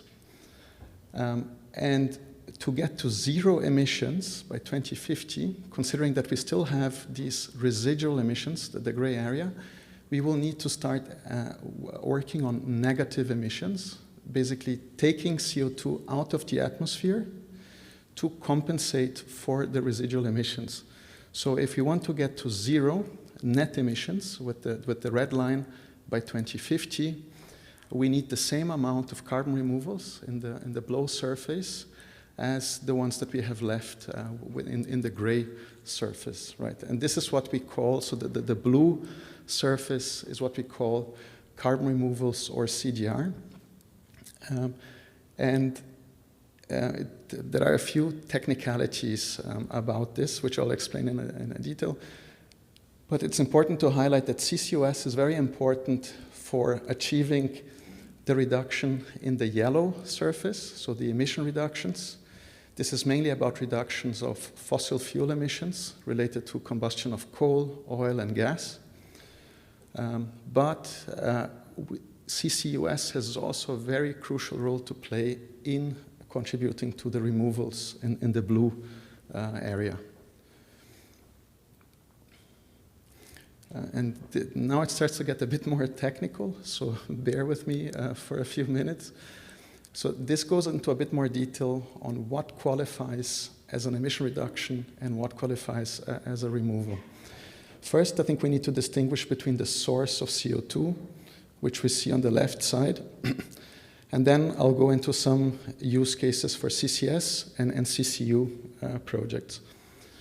So for the CO2 sources, it's important to note that any kind of CO2 emission coming from fossil fuels, be it coal, gas, oil, would never qualify for a removal. That's always an emission reduction effort, according to the IPCC definitions. So that's something very important to keep in mind. When we talk about removals, the only CO2 sources that qualify are CO2 emissions from biogenic sources, so from biomass. This can relate to biomass power plants, waste incineration, and they're only the fraction of organic waste, or wastewater treatment plants, for example. These are, I think, the major sources of biogenic CO2. And then we have atmospheric CO2. And here I'm talking about direct air capture mainly, so taking CO2 that is already in the atmosphere and taking it out again, which will be needed in the long run, according to the IPCC. Then looking at the different use cases, we see that for CCS, so whenever we have biogenic CO2, atmospheric CO2, combined with permanent storage, then we would have removals. In the case of CCU, it's a bit more complicated, but there we need, again, either biogenic or atmospheric CO2 and storage permanent storage in durable products. So this would be typically cement or some construction materials, but things like plastics, for example, that have a short life, and the plastic may end up again in incineration when we dispose the plastic. That CO2, when burned, goes back to the atmosphere. So short-lived products for CCU would not qualify as a removal. This is also important to keep in mind, and there is still a lot of confusion in the industry about this. And then on the far right, we see power-to-X applications. So the use of fossil fuels obviously lead to positive emissions, would not qualify as emission reduction or a removal. And then when we have the use of, for example, biogenic CO2 to produce synthetic fuels, that qualifies as an emission reduction, not as a removal. And the same applies for atmospheric CO2 that is used for synthetic fuels. Because once you burn the fuel, it goes back to the atmosphere. It's not a removal, right? We're not taking CO2 out of the atmosphere. It goes back. So it's an emission reduction, which in most cases will be more efficient or emit less CO2 than just burning fossil fuels, because we're recycling the CO2, but it would not qualify as a removal. So this is, I think, the important technical concepts that are new, because we started talking about removals only a couple of years ago, and even the IPCC started talking about this fairly recently. So we need new standards and to create understanding in the industry about this. Now talking a little bit about like carbon pricing and the need for accounting guidelines, which is what we are doing at CCS+. This is relevant for regulation and compliance schemes. And here you see an overview by the World Bank where already 23% of global emissions are already covered by some sort of carbon pricing scheme. This can be an emission trading system, a carbon tax, or baseline and crediting systems. And you see on the world map where these systems are emerging. Also here, the trend is that this will grow very fast, and it's becoming an increasingly complex space with every country or region defining its own rules. So this also creates for harmonization and standardization when we think about CO2 accounting, because under the Paris Agreement, all countries need to report their emissions in the national inventories in a harmonized way, right? So we should have the same rules across the board for CO2 accounting.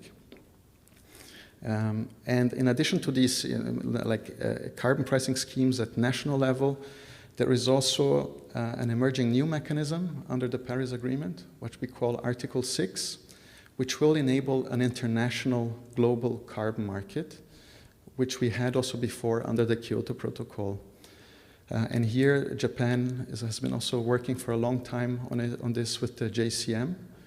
And all these mechanisms also require proper accounting rules to be able to issue credits, for example, or make sure they're not over-crediting. Then another driver that requires solid accounting rules are voluntary carbon markets. They are still fairly small. They reached just $1 billion in size last year, but they are expected to grow 15-fold, so achieve 15 billion by 2030 and grow to 100 billion by 2050. And interestingly, the voluntary carbon market has been an important driver of carbon removals. Now, there is a lot of interest by companies like Microsoft and Google, mainly the tech industry in the US, that is paying a lot of money, between, I would say, $200 to $1,000 a ton for carbon removals at the moment. It's still very small volumes, but this market is helping to drive a lot of innovation and also accounting frameworks within the context of the voluntary markets. So now I'll talk little bit about the CCS initiative, very high level. So what we want to do with the CCS Plus initiative is to unlock CCUS investments through carbon markets and carbon pricing schemes. Here we are focusing mainly on project-based accounting, carbon accounting methodologies for the voluntary market and Article 6.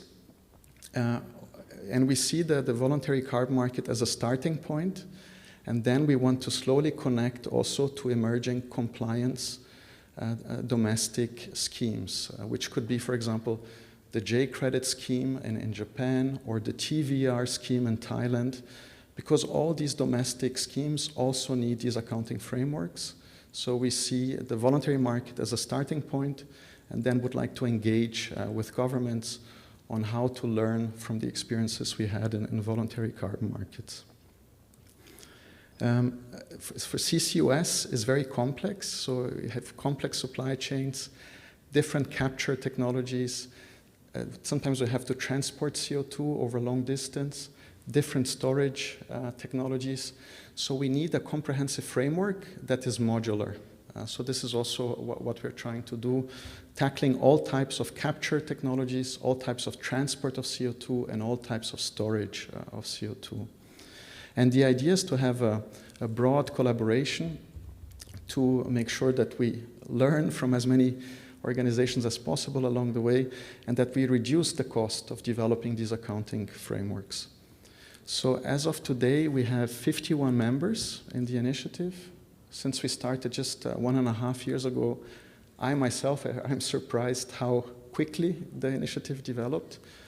And in terms of governance, we have an advisory group where the Global CCS Institute, for example, is a member, the World Business Council on Sustainable Development, the Rocky Mountain Institute in the US, the Zero Emissions Platform, which is the main network in the EU that is working on CCUS policy at EU level, IFC, and so on. Then we have the two initiatives leading the Secretariat, that's South Pole, my company, and Perspectives Climate Group.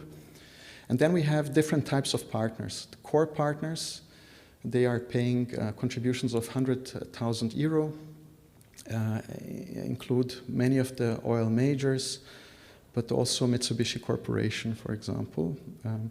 Then we have industry partners with a contribution of 50,000 euro per year. This includes JOGMEC, JAPEX, IMPEX, and the Japan Gas Association, for example, as members from Asia. Then we have technology partners, sometimes smaller companies, even startups. They pay only 5,000 euro per year. And here we also have some Japanese companies like Kajima Corporation, for example. And the main standard body that we are working with for the accounting framework is VERA, which is the leading standard in global voluntary markets. And I think these are my two last slides. I won't go into too much detail, and you have the details in the slide deck. But what the scope of work consists of some overarching modules that define the rules of CO2 accounting for emission reductions and removals. And then we have modular guidance or standards for capture. And there you can see all the technologies that are currently on the list. Transport modules, they include transport by road, by ship, by pipeline. And then we have also different storage technologies.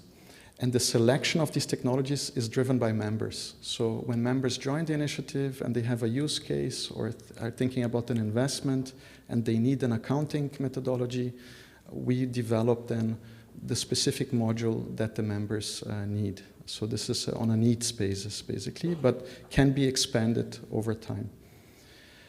In addition to these very technical CO2 accounting frameworks, we are developing also guidance for carbon pricing schemes around the world. So for companies that might be exposed to a regulation, carbon tax or emission trading schemes around the world, we are providing guidance for these companies to prepare for regulation going forward. And here we're planning to do something for EU regulation in the US, like 45Q, and the low carbon fuel standard, but also looking into Japan, Australia. And this again is members driven. So wherever the members have exposure to regulation and would like to have such guidance, we are providing that with a specific focus on carbon pricing schemes. Yeah, and that was, I think, an overview of the CCS Plus initiative. If you want to reach out or want to know more, please feel free to contact us at this email address. Thank you very much.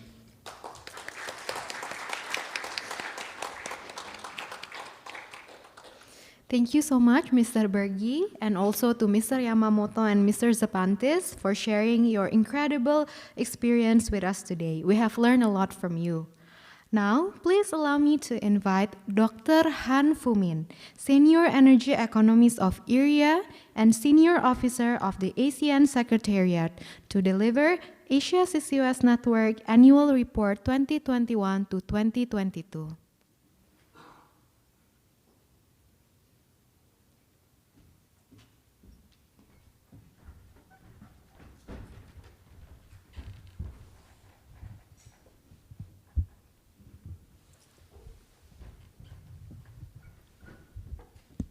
First of all, very good morning. Let me first to thank all the advisory group member of Asia CCUS, member and supporting member that advise us to make the speedy activity of CCUS over the activity over 1 year. Today, I'm very pleased to report on the activity of Asia CCUS in 2021 since the establishment of the Asia CCUS Network in June. And also we'll highlight the important mission of Asia CCUS Network up to 2030, including the selection of pilot projects in Southeast Asia. And also I'm going to report and highlight about some of the studies which support the establishment and selection of projects for pilot project of CCUS in Southeast Asia, particularly for ASEAN. And also the report on Asia CCUS activity in 2022. Next slide, please.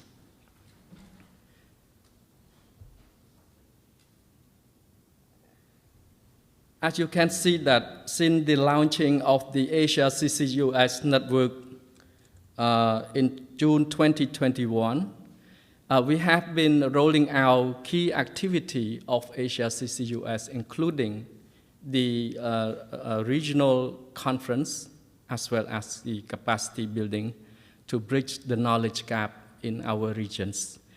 And we have mobilized very global experts to join this conference, particularly on the IEA expert, to share knowledge on how the opportunity of CCUS could be deployed in the region of Southeast Asia, and how the region could take that opportunity to develop such kind of business within the regions.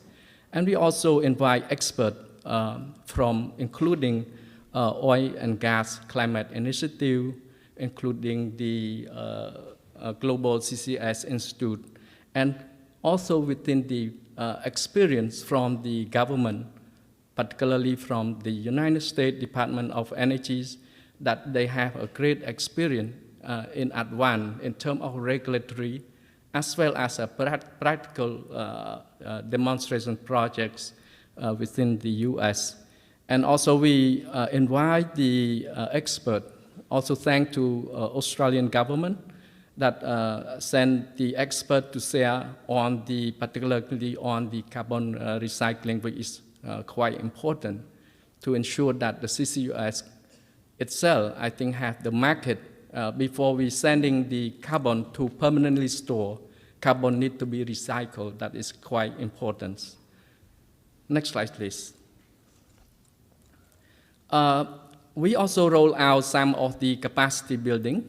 There is actually in our mind that some of activity in terms of knowledge sharing, and also capacity building. We know that some of the Southeast Asia countries need to bridge the knowledge in terms of how this, the concept of CCUS technically need to be understood within the government official in order for them to draft appropriate policies.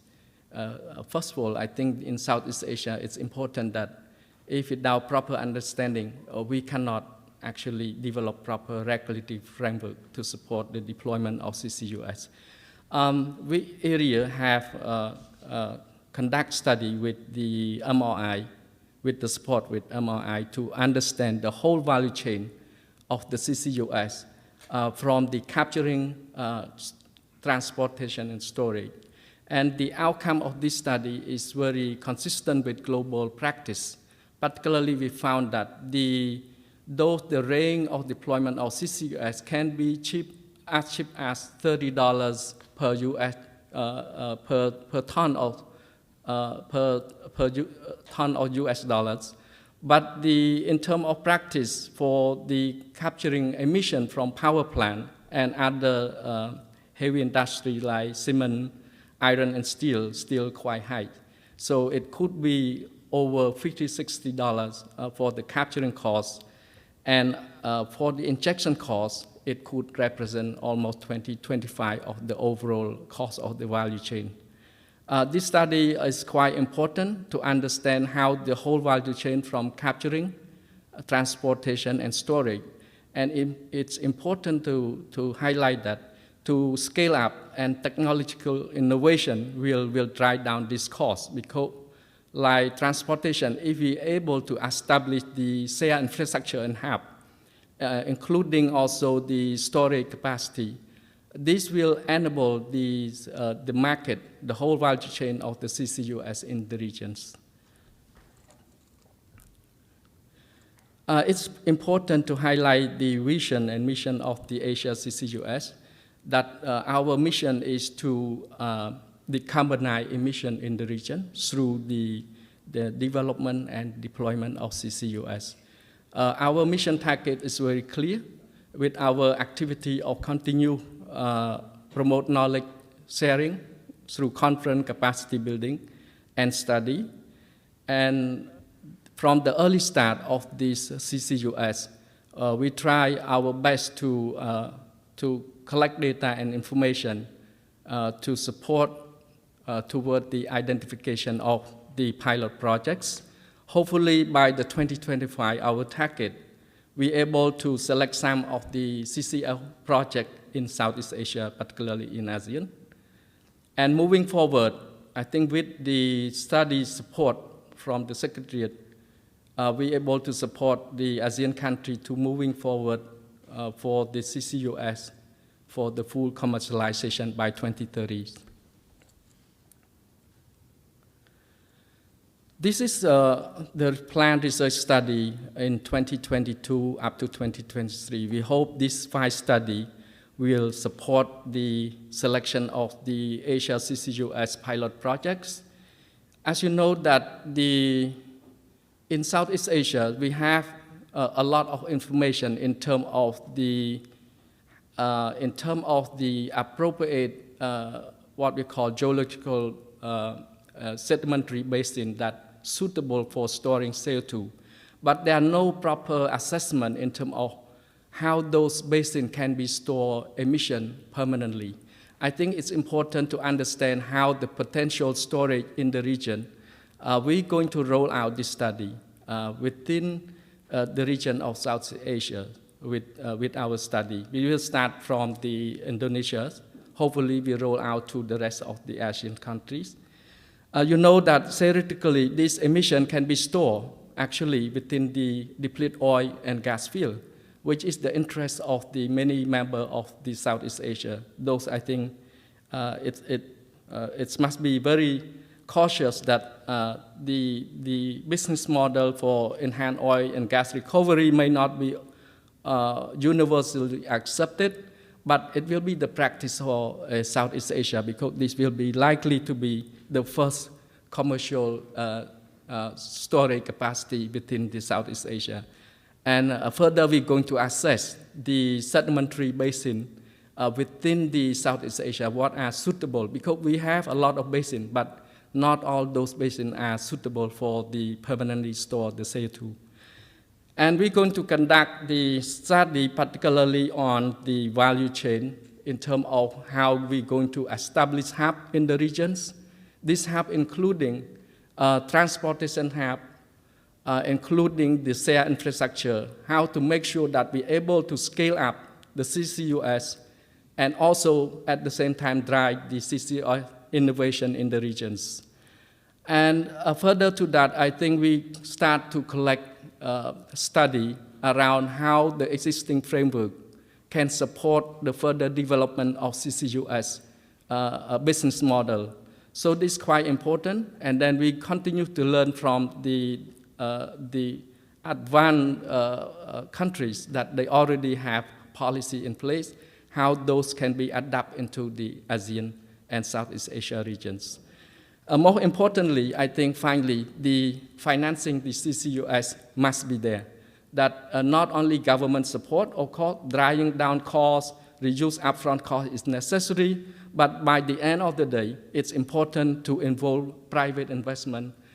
This market capital need to mobilize from all sources through the innovative financing to ensure that the CCUS will have own market. I think I'm great to hear the presentation from Global CCUS Institute. That is quite interesting. Thank you.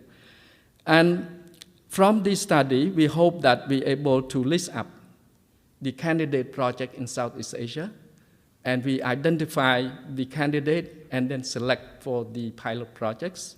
And from that, we will move forward by learning toward the 2030. Hopefully, by that time, be able to roll out the full commercialization of CCUS project.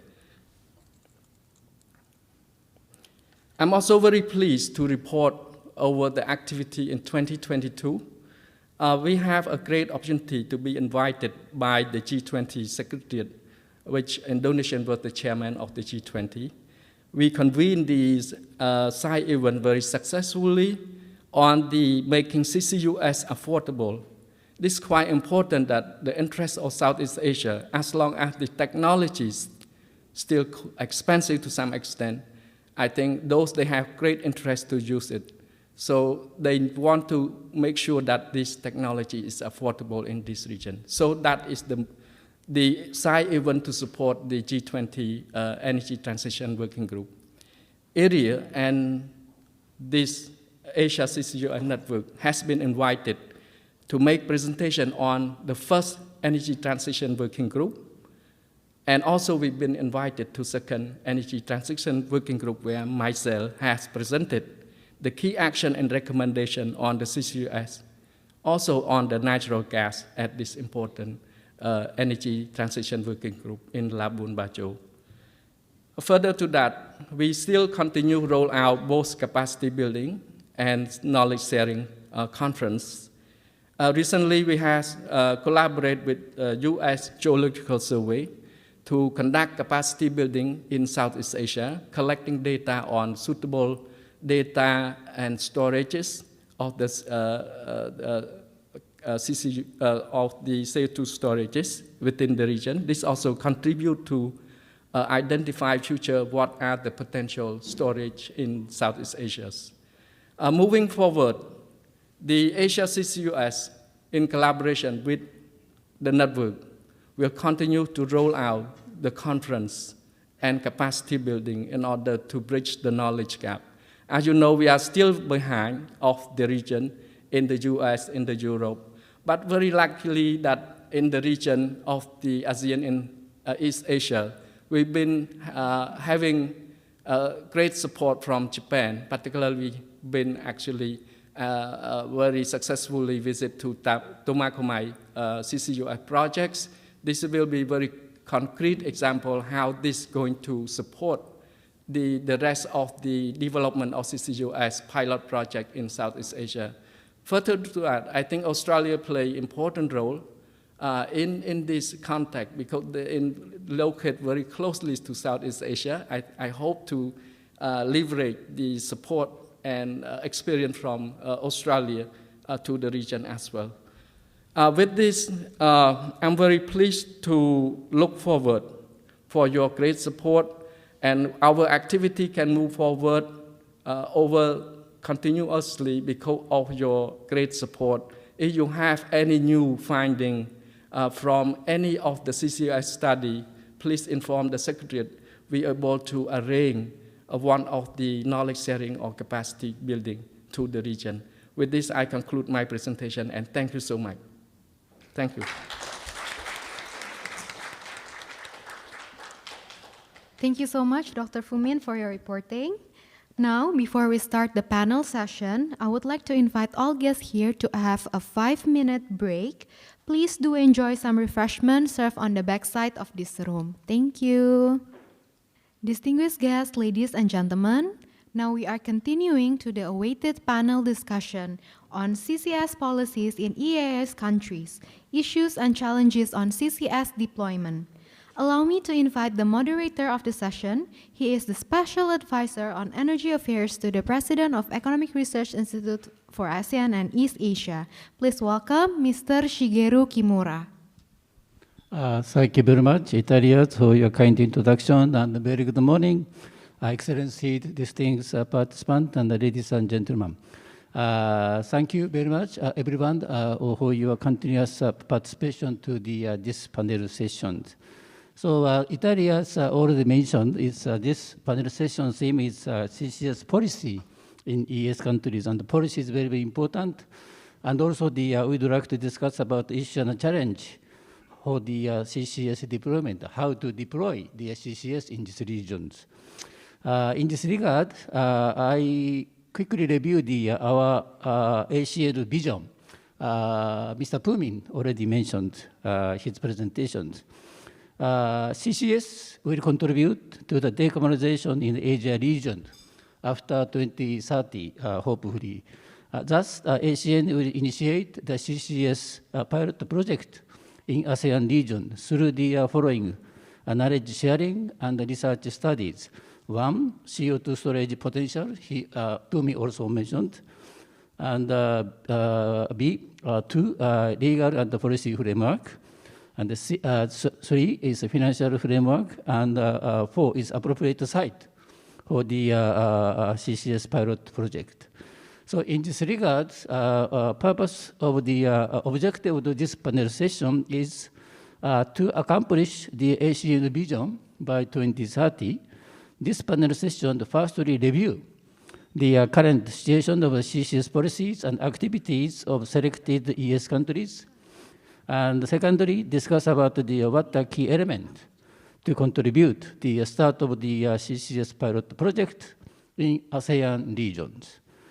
In this sense, we have the 6 resource panelists here. So that firstly, I'd like to introduce the panelists at these sessions. Beside me, Miss Ayaka Jones, International Technical Advisor for the Strategic Engagement, Office of the Fossil Energy and Carbon Management, Department of Energy, United States. Thank you, Ayaka-san, for your participation. Next panelist is Mr. Norihiro Saeki, Director of the CCS Policy Agency of Natural Resource and Energy, METI, Japan. Saeki-san, yoroshiku onegaishimasu. And the next one is Ms. Jocelyn Taylor, Manager of the International CCS Policy, Department of Climate Change, Energy, the Environment, and Water, Australia. Jocelyn, thank you. And next is fourth one is Dr. Muhammad Wafid. He is Senior Advisor for the Ministers for Environment and Spatial Planning, Ministry of Energy and Mineral Resources, Indonesia. Dr. Wafidi, thank you. And next one is Mr. Zaharin Zugrif, Deputy Director, Energy Data and Research Unit, Strategic Planning and Communication Department, Energy Commission, Malaysia. Zaharin, thank you. And last but not least, Mr. Jess Tamam, former Director of the Energy Policy Planning Bureau, Department of Energy, Philippines. Now he's engaging the energy analyst and consultant. Jess, thank you very much for your coming. Then, so that, as I mentioned, so firstly, we'd like to quickly review the EAS policies and activities of the six selected EAS countries. So that panelists, so I give you the 5 minutes.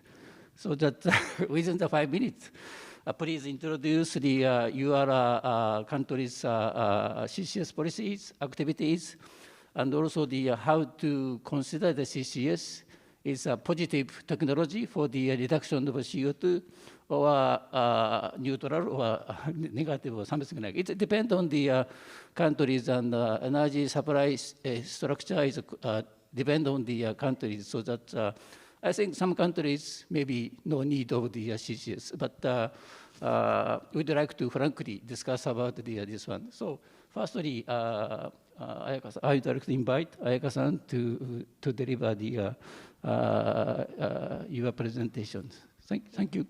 Thank you, Shigeru-san, for inviting me here. My thanks also goes to the ERIA team and IEJ and the METI for their strong leadership in CCUS in the East Asia Summit region.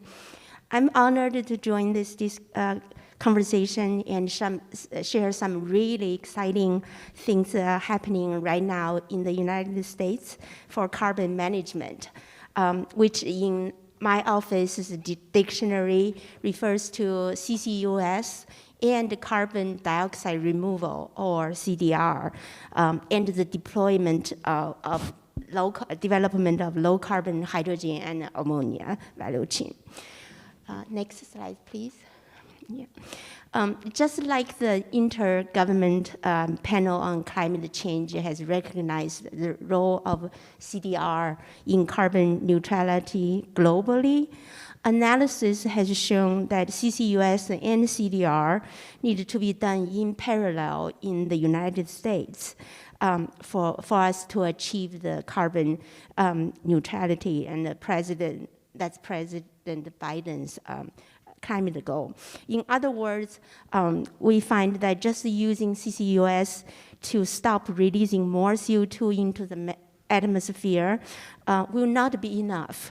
We must also remove CO2, the legacy CO2 emissions that already accumulated in the air, to achieve carbon neutrality by mid-century. And both CCS and CCUS and CDR need to be done at a gigaton scale.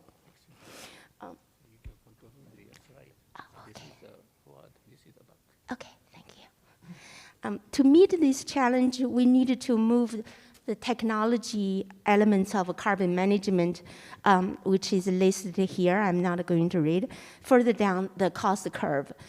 Cost reduction often comes, goes hand in hand with large-scale deployment. We all know that requires effective policies. Here is the excitement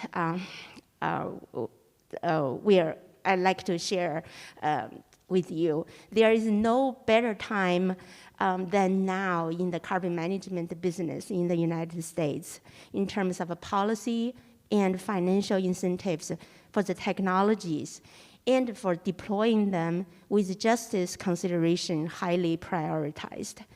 We heard earlier today our Assistant Secretary Crabtree talk about the multiple landmark legislations put in place since last November. Here are some details. First, this slide breaks down the 20 plus billion appropriated to carbon management, clean hydrogen demonstration, and deployment by the bipartisan infrastructure law. The exact name of the law is Infrastructure Investment and Jobs Act. Sometimes we call it IIJA. The passing of this law was a turning point for the Department of Energy. Historically, there hasn't been a chunk of money at this game-changing scale level to allow us to support deployment at a significant scale. Our annual R&D funding from the regular congressional appropriations had been used mainly for earlier stage R&D. Now we are able to help technologies at advanced stages of development through the valley of death. We have the money and the authority to invest about $12 billion over 5 years in early-of-a-kind demonstrations for CCS and regional hubs for direct air capture, or DAC, to advance CO2 conversion and storage, and to crowd in private investment to build out CO2 transportation infrastructure to support a full-fledged carbon management industry. We also have the authority to use some of the $8 billion earmarked for clean hydrogen development to build at least one hydrogen hubs that use fossil fuels as a feedstock with carbon management. So the other landmark legislation we are excited about is the Inflation Reduction Act, or IRA. It further expanded and enhanced the widely known 45Q tax credits. It increased the value of the credits to a level that can finally bring the cost of capturing CO2 from lower concentration sources within commercial reach of project developers and investors. It provides a 10-year window for the private sector to plan, invest, and construct. It allows direct pay for 5 years, followed by unlimited transferability for the remaining 7 years to claim the credit. This opens the door for projects to access new and greatly expanded source of private capital. It nearly eliminates the annual facility capture thresholds to incentivize innovation and emissions reduction at more levels. The IRA also includes a new clean hydrogen production tax credit called 45V, which offers 4 tiers of incentives that run for 10 years for projects with life cycle greenhouse gas emissions no greater than 4 kilograms of CO2 equivalent per kilogram of hydrogen produced. The level of investment committed under these 2 laws alone in carbon management already is globally unprecedented. And we have more. The so-called CHIPS and Science Act has a hidden gem for my office, which is often less reported in our world. It authorized $1 billion over 4 years for our CDR R&D. That's a huge deal for us because right now we have $40 to $50 million per year for CDR R&D. The caveat is that this $1 billion is authorized, not appropriated like the other 2 laws. So we need further congressional actions to actually get the money to our program. But nonetheless, it manifests the clear recognition, bipartisan recognition of CDR's role. So will these laws move the needle for carbon management? We did our own analysis and we've looked at the external studies. They all pointed to 40% reduction of emissions by 2030. So we are already seeing the number of carbon management projects in the pipeline more than doubled since last November. What enabled us to finally back up our climate goals with actions is that policy has finally sent strong enough signals to the market to create demand for these technologies. I'll leave you with that. Back to you.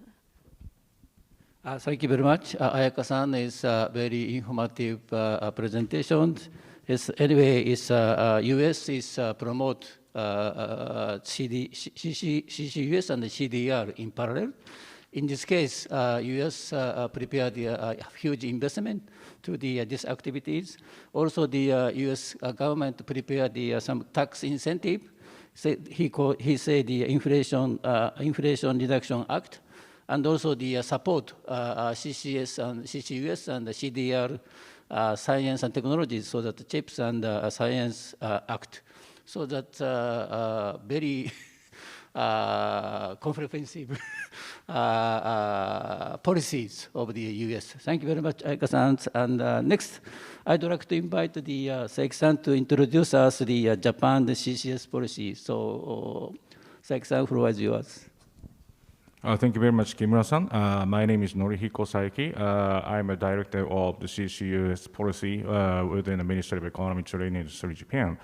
At first, I'd like to extend my warm appreciation to everybody coming to this place. And at the same time, we also thanks the Your Excellencies and ladies and gentlemen, and distinguished guests, and distinguished top of the leaders of the organizations and the experts.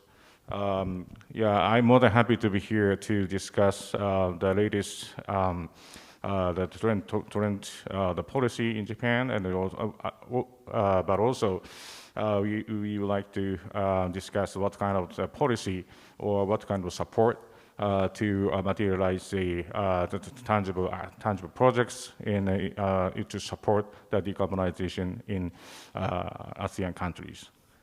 So at first, I'd like to explain what is happening in Japan in the context of the CCUS R&D in Japan. And there are three types of the technology verification projects now going on in Japan. One is the storage and monitoring projects in Tomakomai.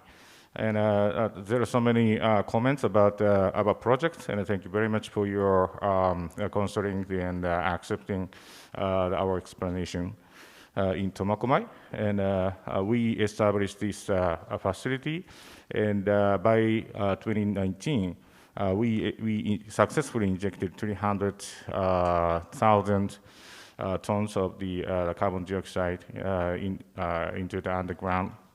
And at the same time, we're also thinking about how to formulate the CCS, CCU, and carbon recycling hubs to utilize this facility. And at the same time, we're also requesting the companies around the Tomakomai to provide a new technology for the synthesis fuels and energy.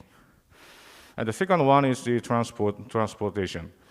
And as you may know, of course, Japan is an island country, so we in order to transport the carbon dioxide, we need to develop our own technology for the transport. And there are several options for us to ensure the efficient transport ways.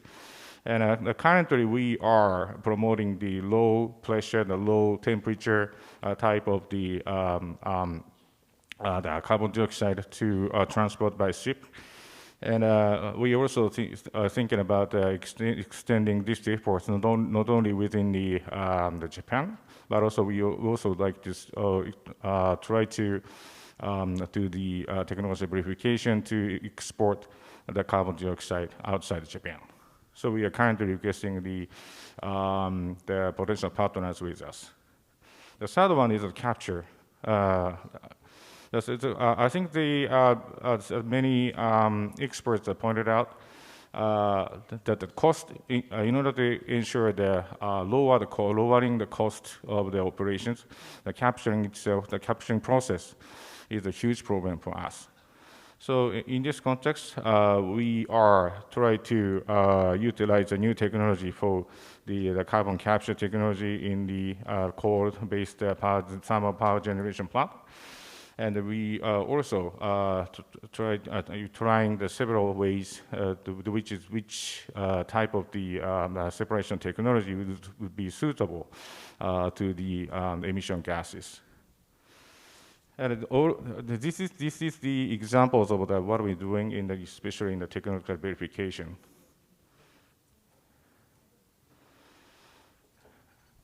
And currently, the CCS policy in Japan is in transition from the not only technological verification, but also we also promote the business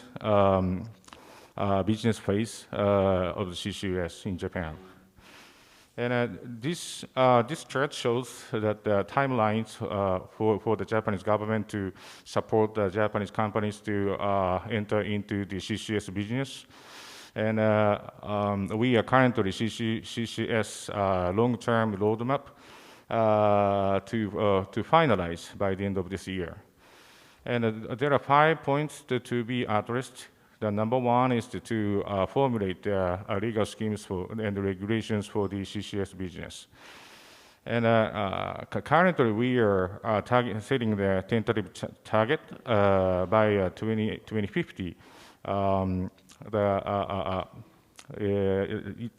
storage scale will be 120 million tons or 240 million tons by 2050. In order to accomplish this goal, we need to start the CCS business by 2030. And in order to start the CCS business in 2030, we need to formulate the bill for the Business Act for the CCS as soon as possible, and let the Japanese people to finalize their decision by 2026.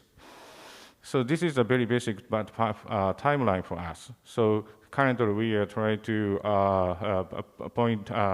clarify the points to be discussed in order to cover the Business Act, and at the same time, we also discussed the nature of the carbon dioxide and the ownership of the carbon dioxide as well. And from 2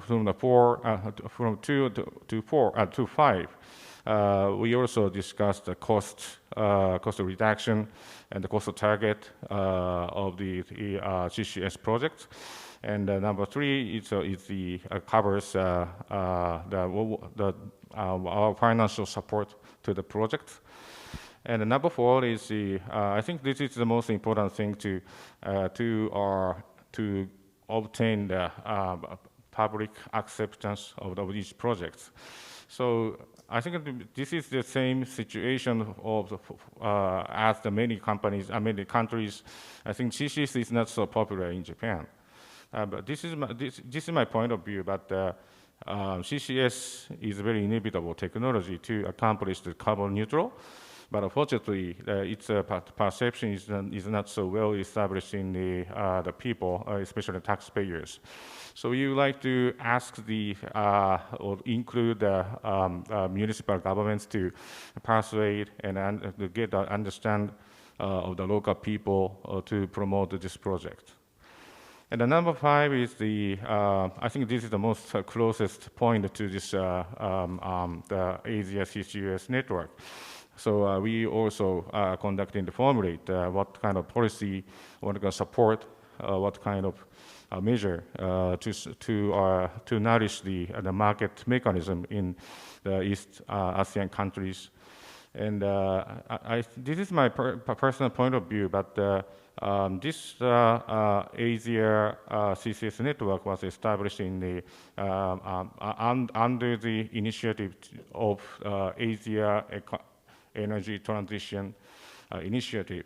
So I think the CCUS is well perceived by the importance of the CCUS is well shared by the leaders of each country. So this is very, very, very impressive for me. And so in order to promote the market mechanism and to support each countries, I think we need to establish the tangible projects, not only the CCS project, but also the transport technology as well. So in this context, we are highly welcome the determination of the Asia CCUS network to decide the vision. So, by 2030, the commercialization of CCUS in Asia will be accomplished. In order to do that, we also support to establish the tangible projects by 2050 to 2025. Thank you very much for your collaboration with us. Thank you very much. Thank you very much, Saiki-san, for your introductory presentation in terms of the Japan CCS status, and he's rightly touch upon the carbon storage and monitoring, and also the carbon recycling, and also the carbon captures, so that Japan is now promoting a lot of projects. And also, Saiki-san is show us the long-term roadmap, but still intermediate summary. And I think that very impressed by his presentation. He touched upon the public acceptance. Still, we treat the CO2 so that some people complain to the CO2, so that public awareness of the public acceptance is also very important, and including the long-term roadmap is very smart and good ways. And also, thank you very much for your encourage to the Asia CCUS network, so that Japan is also include the overseas CCS promotion in long-term roadmap, so that he said Japan fully support tangible project in near futures in Asia region, and also Asia CCS network is a support something like the CO2 over CCS value chain in Asia region, so that number 5 point is very is very good information to the ASEAN Asia CCUS Network for the area as a secretary of the ASEAN. Thank you very much. And next, so I'd like to invite the Jocelyn. Please, I know the Australia is now conducting a lot, promoting a lot of the CCS projects, so that please introduce us. It's a detailed project, and how government will support this project. Thank you. Ohayou gozaimasu. I am Jocelyn Taylor. I am the manager of the CCUS International Policy Team in the Department of Climate Change, Energy, the Environment and Water, and I'd like to thank the invitation by METI and ERIA to today's Asia CCUS Network Forum. We really appreciate being invited and participating. I do not have a presentation, but I would just like to talk through some of the current climate change and CCUS that is underway in Australia. The Honourable Chris Bowen MP is our Minister for Climate Change and Energy, and he is responsible for CCUS policy matters in Australia. This change in portfolio means that we can work even more closely with our climate change, emission reductions and clean technology areas within the Australian government. We used to be under the Department of Industry, Science and Resources. The government is interested in all technologies and tools that can assist us to achieve net zero ambitions, recognising that CCUS is part of a mix of technologies needed to help abate emissions, and I think that was reflected in many of the discussions and speeches this morning. The government is currently considering how it can best support emission reduction opportunities provided by CCUS. More broadly, the Australian government recently submitted a revised nationally determined contribution to the UNFCCC. This is to strengthen our emission reduction targets to 43% of 2005 levels by 2030 in order to reach net zero by 2050. The Australian government had introduced a climate change bill to legislate these changes, and this bill has since passed both chambers of Parliament, most recently earlier in September. So we are now on a committed pathway to reducing our emissions as quickly as possible. I just briefly want to touch on a few other things that are related to CCUS. Geoscience Australia completed some initial assessment of storage potential and mapping in Australia. 4 key locations have been identified. They are called the Gippsland, Surat, Cooper basins, together with the Petrel and Barrow subbasins. Most of these can be found around Western Australia and Northern Territory waters.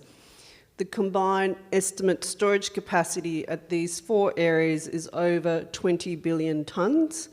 However, further local site characterisation studies would be required to further inform Australia's CO2 storage capacity.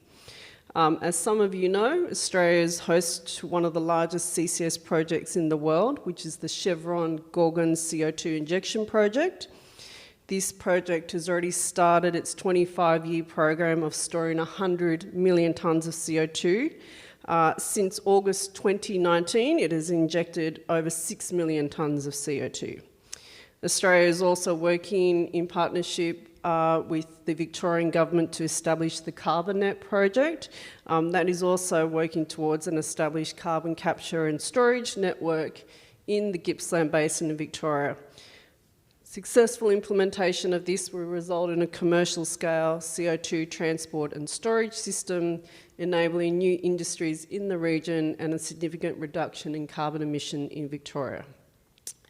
Finally, Santos has announced it's made its final investment decision over the Moomba project, which is also focused on CCS in the Cooper Basin in South Australia. This is expected to be operational in 2024 and store 1.7 million tonnes of CO2.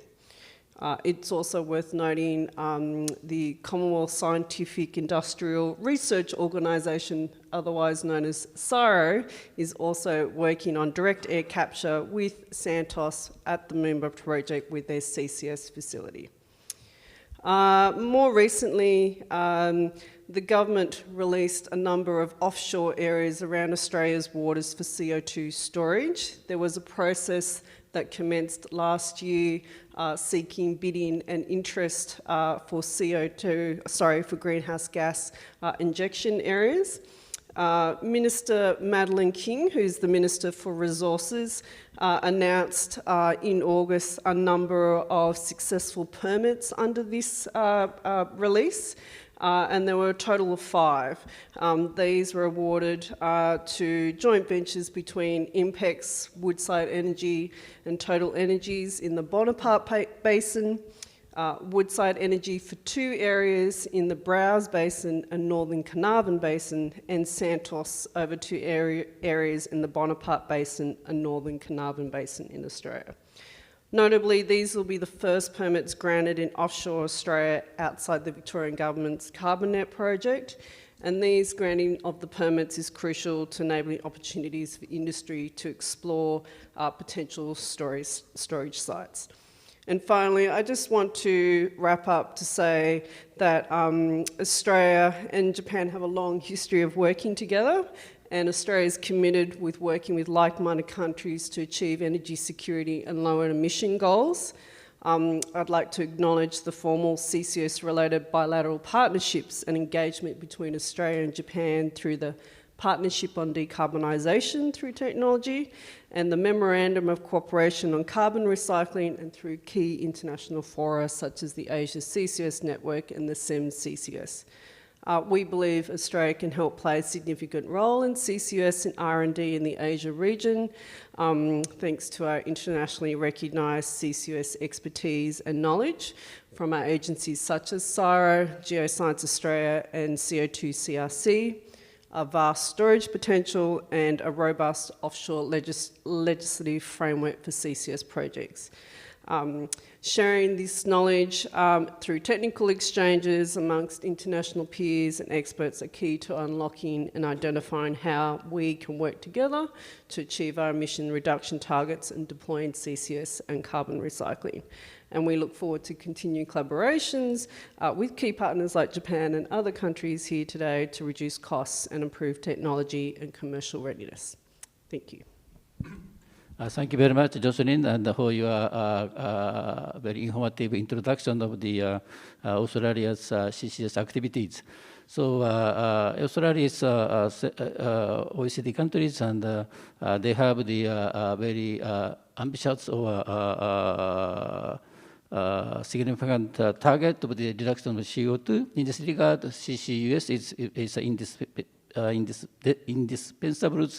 And also the now Australia is now starting or survey is CO2 potential in basin areas, and same as the Tomakomai project, and also she's kind of introduced the current CO2 injection project, Chevron others, and also just recently touch upon the collaboration with Japan and also the collaboration with ASEAN, so that Australia's technologies is very, very important and useful, so that I very much appreciate the Australia's continuous support to the ASEAN activities. Thank you very much.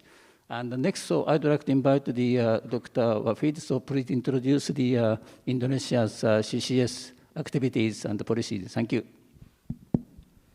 Thank you very much. おはようございます。はじめまして、ワフィと申します。インドネシアから来ました。よろしくお願いします。First of all, thanks for this invitation.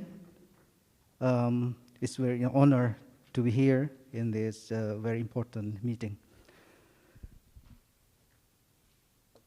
Government of Indonesia, through Ministry of Energy and Mineral Resources, makes a draft of ministerial regulation for CCS, CCUS. The concept of this regulation is constructed and developed specifically for CO2 for enhanced oil recovery, enhanced gas recovery, and also enhanced CBM, coal bed methane, will be applied in oil and gas working areas. The oil and gas contractors will implement by themselves based on the upstream oil and gas business mechanism. And also for CCUS, the supply of CO2, it is open to sources from outside of working area, nor other industries for CCUS, through B2B with oil and gas contractors.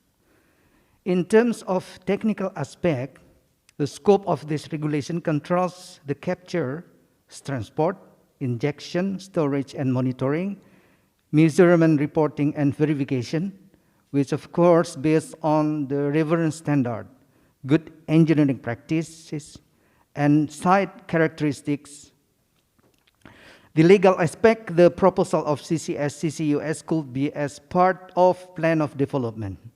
The provisions regarding the transfer of responsibility, etc., will be regulated also in this ministerial regulation. In addition, the economic aspect that are accommodated within this ministerial regulation are potential third-party funding, revenue for CCS, CCUS monetization, in production sharing contract, or potential CCUS, CCS monetization based on Presidential Regulation number 98, 2021. This presidential regulation document regulated effort to achieve NDC targets and the implementation of the carbon economic value mechanism. The draft has been made by the Ministry of Energy and Mineral Resources and is currently being distributed to relevant ministries and stakeholders for harmonization. Also, including international institutions and governments, UK, Australia, South Korea, Japan, Europe, America, Canada, Norway, and also Singapore. And hopefully we will get feedback and improvement of our regulation draft. And an update information that I've just got that now the ministerial regulation is finalization through Legal Bureau for publishing since the harmonization among ministries, and consultation to the advanced countries is already finished, and hopefully the regulation will be published soon. Considering the energy sector in Indonesia, CCUS plays a very important role in supporting the energy transition that classified into three sectors, namely the fuel supply, the industrial sector, and the electricity sector, where the utilization of CCUS begins after 2025, with the amount of CO2 that can be absorbed is about 6 million tons in 2030 and 190 million tons in 2060. If we look at the scenario of Indonesia energy transition before being able to utilize 100% of new renewable energy sources for electricity generation, then the role of natural gas is very important. The role of CCUS for carbon emission reduction is very important in the natural gas supply chain. Separation of CO2 from methane gas to meet LNG standards. The resultant process at high concentration of more than 98% of the CO2 stream makes this CCUS for natural gas the cheapest CCUS application. The choices of utilization natural gas as a transition energy source is the main choice of energy source in Indonesia and the most likely to be applied considering the abundance of natural gas in Indonesia, especially in the eastern part of Indonesia. Now, what the status of implementation of CCUS in Indonesia? Actually, there are 15 activities related to CCUS in Indonesia, most of which are still in the study or preparation stages, almost all of which are expected to be on stream before or at least in 2030, and most of 80% are carried out by Pertamina. About 8 CCUS program plans will be reduced carbon emission potential up to 234 million tons of CO2 or equivalent to carbon sequestration by a forest area of 9 times of Java Island. According to roadmap and CCUS development and progress by Pertamina and its global partners during 46 IPA convention and exhibition last week, there are 8 projects in which 4 of it were still in the preliminary study, namely in Central Sumatra, South Sumatra, the Kutai Basin, and the Sunda Asri Basin, whereas other 4 project locations, the implementation target is more clear, namely the Ramba EOR project, where CO2 comes from the corridor block, which is planned to be on stream in 2030. For the Jatiparang CO2 half and puff project with CO2 from Subang, it will be on stream this year, 2022. For the Jatiparang CO2 half and puff project with CO2 from Subang, it will be on stream this year, 2022. Then CCUS CO2 for the Sukawati AOR project, where CO2 source comes from Jambaran Tiung Biru, which is 100 million ton for 15 years, is planned to be on stream in 2031. And the last is CCUS CO2 for enhanced gas recovery Gundi, which comes from a local location, which is 3 million tons for 10 years. Will be on stream in 2026. Maybe the rest of 15 projects could be see from this sheet. As closing remarks, regulatory frameworks for CCUS are crucial enablers. Ministry of Energy and Mineral Resources of Indonesia has finalized draft ministerial regulation on CCUS for oil and gas working area. International cooperation and collaboration in technical, safety, economic, and regulatory framework are much needed to increase the implementation of CCUS, including mapping of potential CO2 storage capacity in saline aquifer, CO2 utilization from oil and gas field to produce methanol and other related petrochemical products, feasibility study on blue hydrogen development, study on the development of business model, and MRV for CCS hub, and also capacity building, seminar, training course, FGD, etc. Thank you very much. Thank you very much, Dr. Wafid. And I think very interesting presentation is Indonesia now is prepared the CCS regulation, and it will be published soon. So that now Indonesia is shift to the more CCS implementation. I hope so.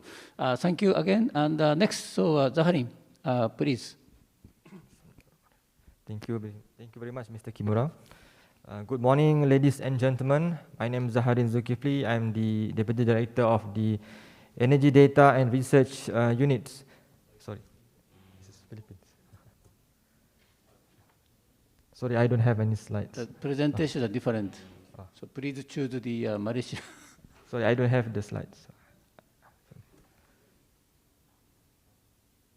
Okay. I'm starting again. Okay. Good morning, ladies and gentlemen. My name is Zaharin Zulkifli. I'm the Deputy Director of the Energy Data and Research Unit in Energy Commission of Malaysia. I would like to take this opportunity to thank METI Japan and ERIA for inviting me to give some development of CCUS in Malaysia. For your information, during COP26, Malaysia submitted its revised NDC in July 2021. Malaysia increased its mitigation ambitions with an unconditional target to cut carbon intensity against GDP by 45% by 2030 compared to 2005 levels. In the first NDC, the unconditional emissions reduction target was 35%, with an additional 10% being conditional on external support. Moreover, the revised NDC covers 7 greenhouse gases compared to the first NDC, which only covered 3. The country also expanded the adaptation component, with particular focus on protecting biodiversity and mainstreaming climate resilience into urban planning. Comprehensive sector-based projection and multi-stakeholder consultation with public sector, private sector, civil society, and youth groups were done to provide inputs to the NDC revision process. A national adaptation plan and NDC roadmap will be developed to help achieve NDC targets. Later in September last year, the Prime Minister of Malaysia has announced that Malaysia committed to its target of becoming a carbon neutral nation by as early as 2050. The announcement was made during his speech when tabling the 12th Malaysia Plan 2021 until 2025 in Parliament. To support these efforts, economic instruments such as carbon pricing and the carbon tax will be introduced. Moreover, the government has given a commitment to stop building new coal-fired power plants. On 19 September 2022, the National Energy Policy 2022 until 2040 was launched by the Prime Minister of Malaysia. This new energy policy will help the country achieve net zero greenhouse gas emission, GHG, in 2050 as it faces and challenges of energy transition and climate change. The aspiration has 9 targets to be achieved by 2040, among them being shared mode of public transport of 50%, use of electric vehicles, EVs, of 38%, use of the B30 mixed fuel for heavy vehicles as an alternative fuel, as well as energy savings of 11% for industry and commercial use and 10% for residential use. For the first time in our energy policy document, under Chapter 2.4, Capitalizing Emerging Technologies, CCUS was mentioned as one of the technology to drive efficiency in operations, especially in the oil and gas sector. This indicates that Malaysia government is fully support of implementing this CCUS technology in our country. Driven by the government initiative on CCUS technology, under new energy policy, the National Oil and Gas Company, Petronas, is employing CCS technology in their high CO2 fields. They aim to further capture and store CO2 emissions while maturing technologies for onshore processing plants to utilize and convert CO2 into valuable products.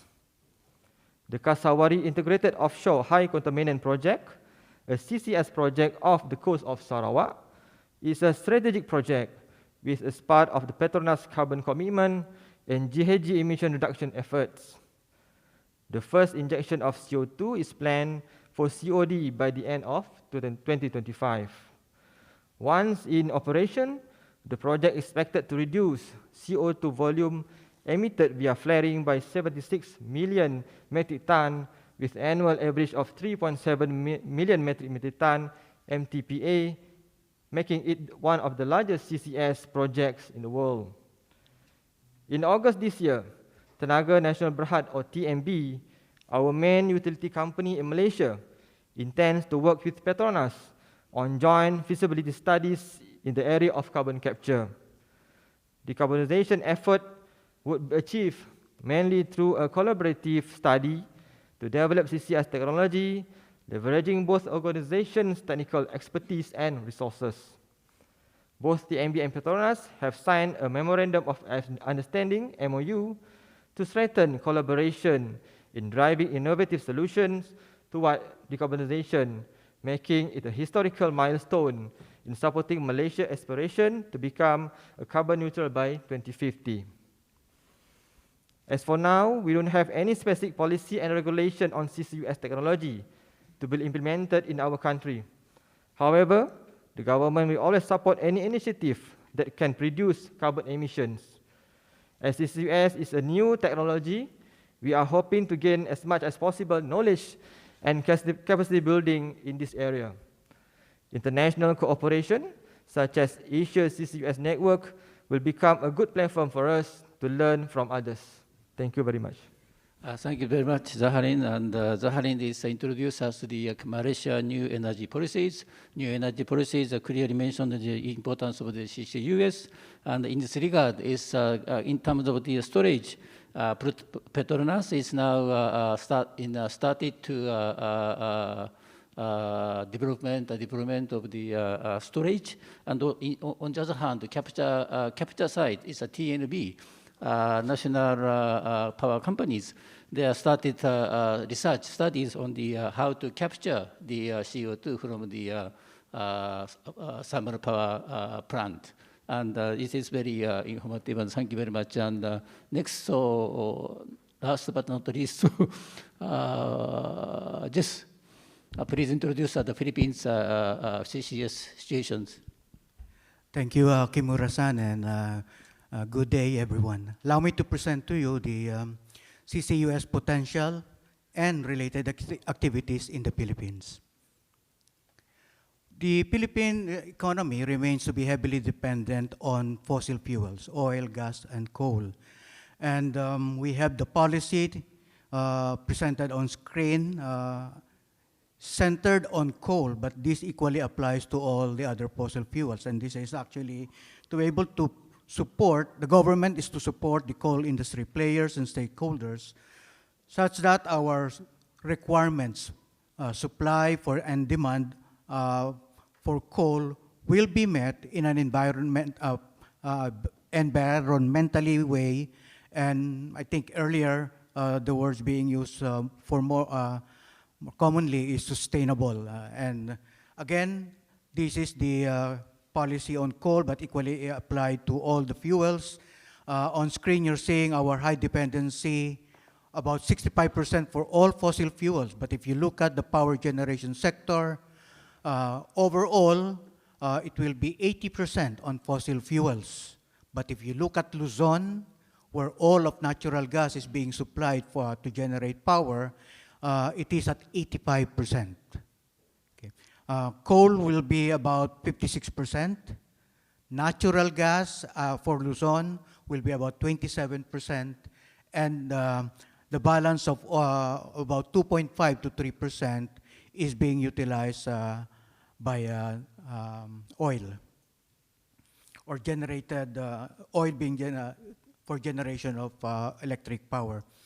The strategy to be able to implement the policy on ensuring supply of our different energy requirement is through partnership and cooperation. And by this we mean the private sector players in the country, the stakeholders, but we are also looking at the regional and international partners to be able to mainly also to develop the different resources, indigenous resources that we have.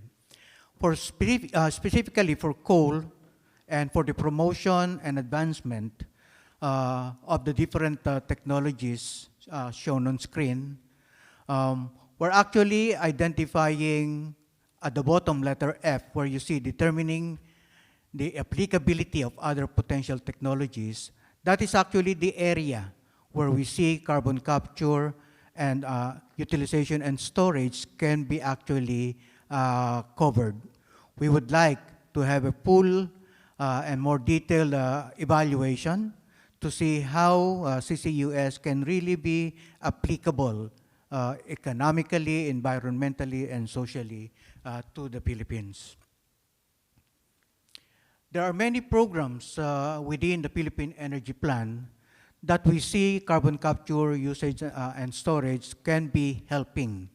And of course, as discussed earlier, we have programs that are directed towards carbon reduction. And these are the programs on energy efficiency and conservation. We have recently enacted a law that really pushes for energy efficiency and conservation as a way of life for Filipinos. And therefore, a stronger requirement for all government and private companies to be developing their own conservation programs to achieve higher level of efficiency.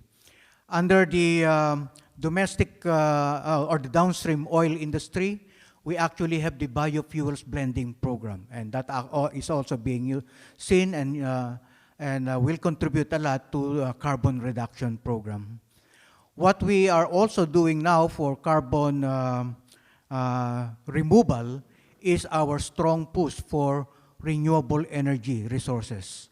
This is part of the energy security, energy independence program that we would like to be able to reduce our dependency on imported fuel as actually presented also by the Secretary earlier, 35% by 2030 and to 50% by 2040 with respect to power generation.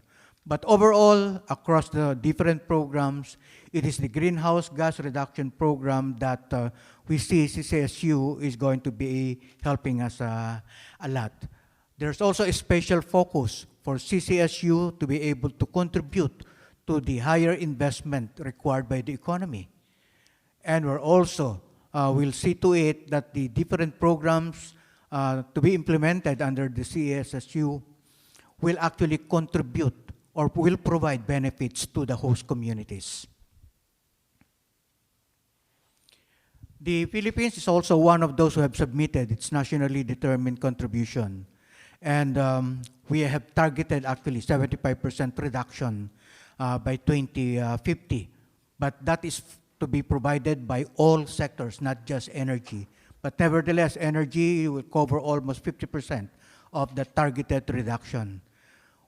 And with CCSU being introduced, we're seeing that we will be able to increase on that potential or possible contribution on greenhouse gas emission from the use of the different forms of energy.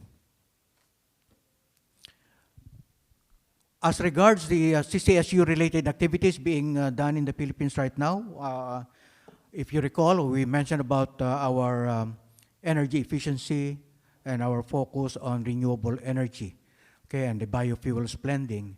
At the same time, we have been participating in many of the CCSU-related activities, knowledge sharing and capacity development programs being implemented by ERIA. But in 2011 to 2012, we were fortunate to have been included in the ADB study entitled Prospects for Carbon Capture Storage in Southeast Asia. This study actually included Indonesia, Malaysia, Thailand, and Vietnam.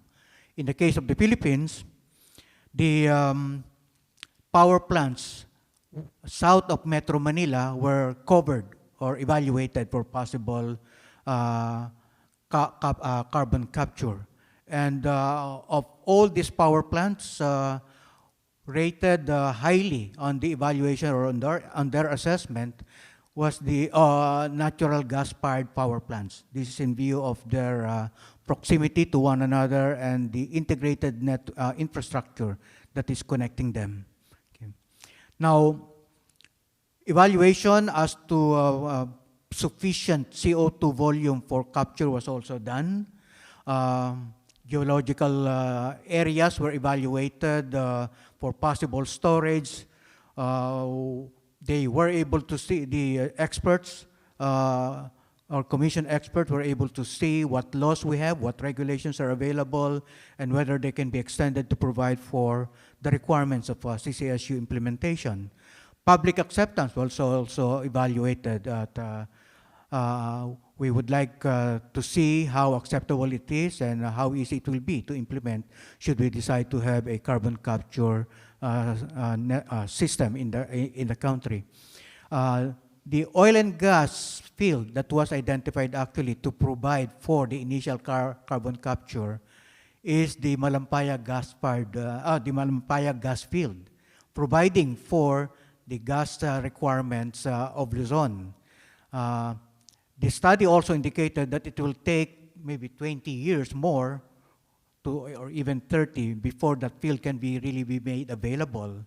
As the natural gas field is expected to, they say, to run dry by 2024. And after that, there's still a lot of things to be done. There were also a draft action plan that was done, and we believe it is a decent action plan that may be able to push for a pilot project. What is also being appreciated in this study is that we were able to identify actually the different government offices and their available information to be able to contribute to the full or greater study on carbon capture, utilization, and storage. But this study has been done 11 to 12 years ago, and in view of the many adjustments and changes in the Philippine energy sector to include our current program for energy transition, this study will need to do a lot of updating. The pilot study area alone is being considered, while it was reported earlier that it may run dry by 2024, and that the existing pipelines will just need to be reversed in terms of gas flow. No? Right now, it's from the gas field going to the power plants, but for carbon capture, we may have to do the reverse. No? And that's one big, I think, contribution to this earlier study, as there's going to be a reduced requirement for capital on infrastructure. But then recent developments, of course, indicating that we may be able to use the pipeline for other resources that are now being investigated around the Malampaya gas field. Therefore, there is going to be a need for us to find other candidates for gas or for CO2 storage. And there is also a strong push for us to move away from hydrocarbon fuels, and therefore we need to see whether there's going to be, again, a similar level of CO2 emission that will actually provide for the economic capture and storage. All of this will need to be revisited for us to be able to see also what is going to be the necessary adjustment for the action plan or the roadmap for us to be able to undertake CCSU implementation.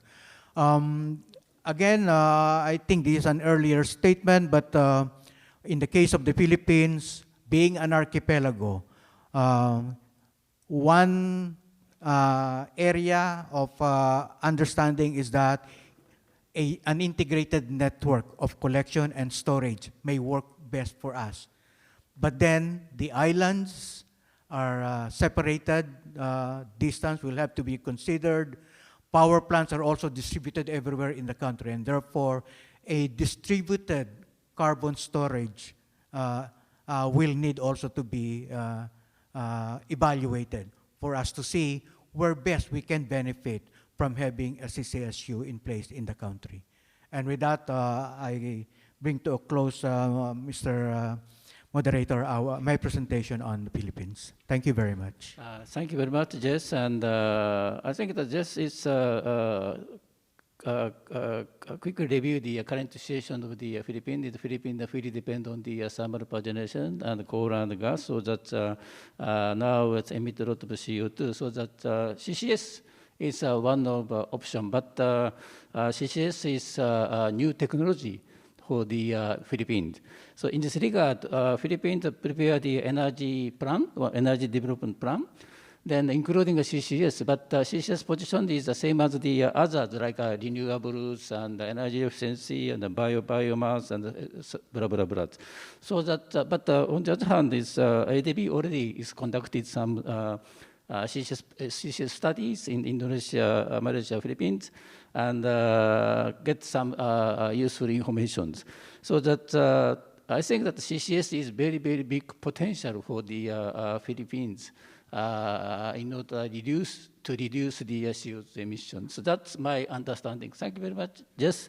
And sorry, the time is over, but if possible, so if you have one question to the panelists, so I received the one questions. So nothing. Okay, from the online, no questions.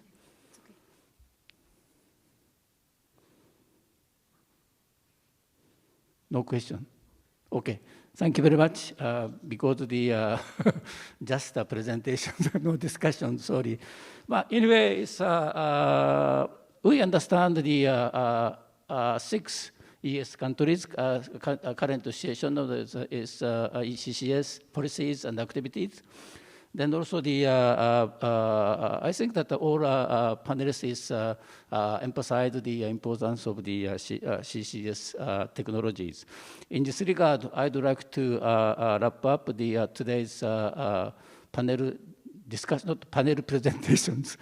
ASEAN, Asia CCUS Network will continue to conduct the knowledge sharing conference and the capacity training and the necessary research studies, and contribute to the increased awareness of the CCS in EAS regions, correct understanding of the CCS. In addition, ASEAN will prepare the roadmap to initiate the CCS pilot project in the ES region with strong support of the ASEAN advisory group members and also the international organizations such as IEA and SEM and the ADB.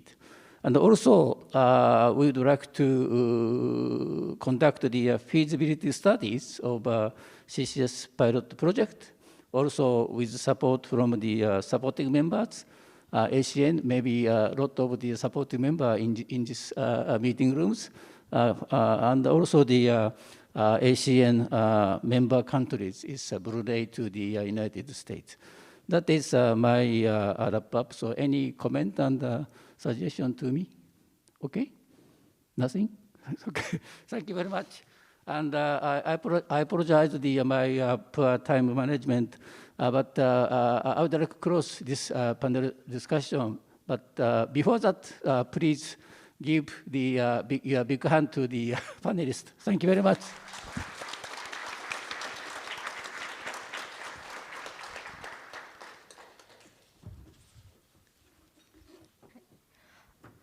Thank you so much, Mr. Kimura, for the comprehensive wrap-up, and all speakers for sharing CCS policies and development in your country. Before we continue, I would like to invite all of you to have a very short break before we continue with the closing remarks in a few minutes. Thank you. Ladies and gentlemen, I would like to welcome you to come back to your seat as we are about to start with the next program. Thank you. Distinguished guests, ladies and gentlemen, as we have concluded the final session of the day, we will now hear a closing remarks from the Director for Oil and Gas Division, Agency for Natural Resources and Energy of METI, Japan. Please welcome Mr. Soda Takeshi.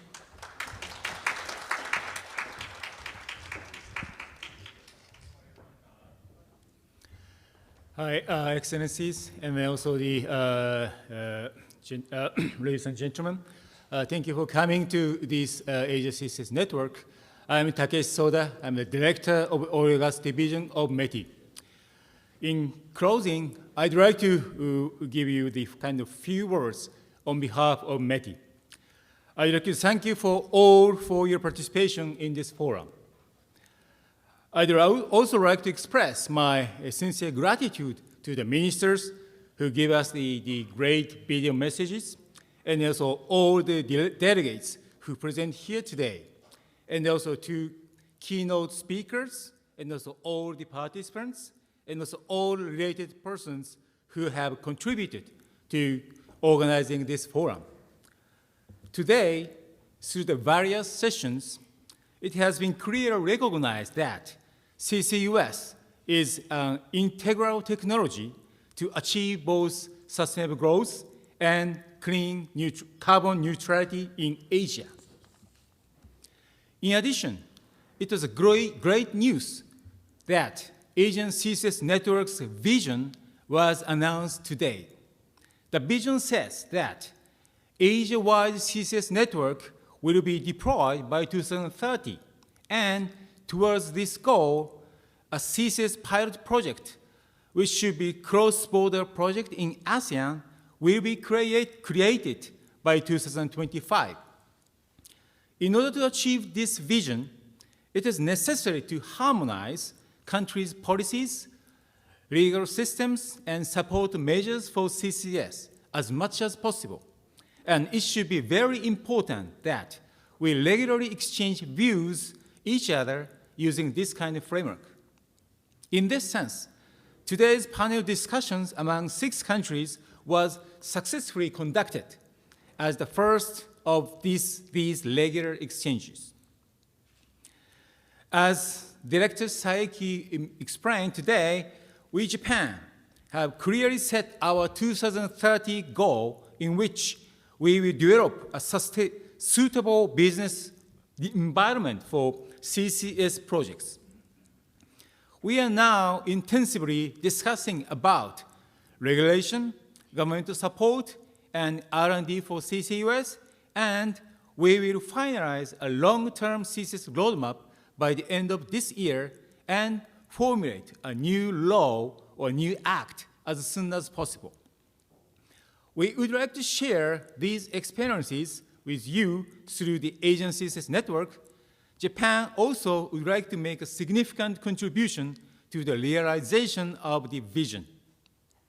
Finally, I'd like to once again thank you for all participants in today's forum. We would like to discussing with you on various occasions in the future to realize the vision of Asia CCUS Network.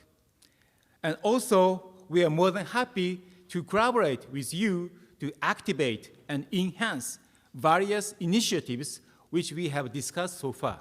Again, thank you very much for your participation. Thank you.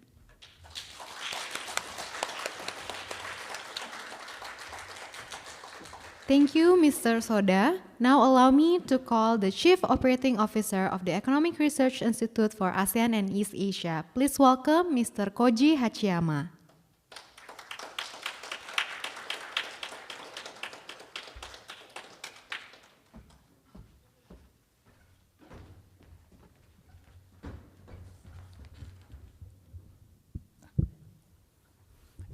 Excellency, ladies and gentlemen, very good afternoon. First and foremost, I'm very grateful and delighted with the outcome of second Asian CCUS forum that we have gathered advisory group members of Asian CCUS Network to meet here in Tokyo in person. And many of our members and supporting members have joined us online today. We have discussed the progress of network for activities in the past year and discussed the important studies and milestones for the possibility of pilot project of CCUS in ASEAN region by 2025. And the network has looked forward to the commercialization of CCUS project by 2030. These concrete actions and targets of CCUS rollout plan in ASEAN region is vital for the low carbon pathway in developing world, as they will still rely on fossil fuels use. All future energy outlook forecasted by the International Energy Agency, IEA, by Institute of Energy Economics Japan, IEEJ, and by ERIA, have predicted that fossil fuel will remain vital role in the global energy mix, and Asia will lead the future demand growth, while developed world will have a flat demand, but fossil fuel share will remain significant share in the energy system. Therefore, CCUS is one of the least cost technology portfolios that can reduce emission in hard to abate industry such as cement, iron and steel, and petrochemical industries.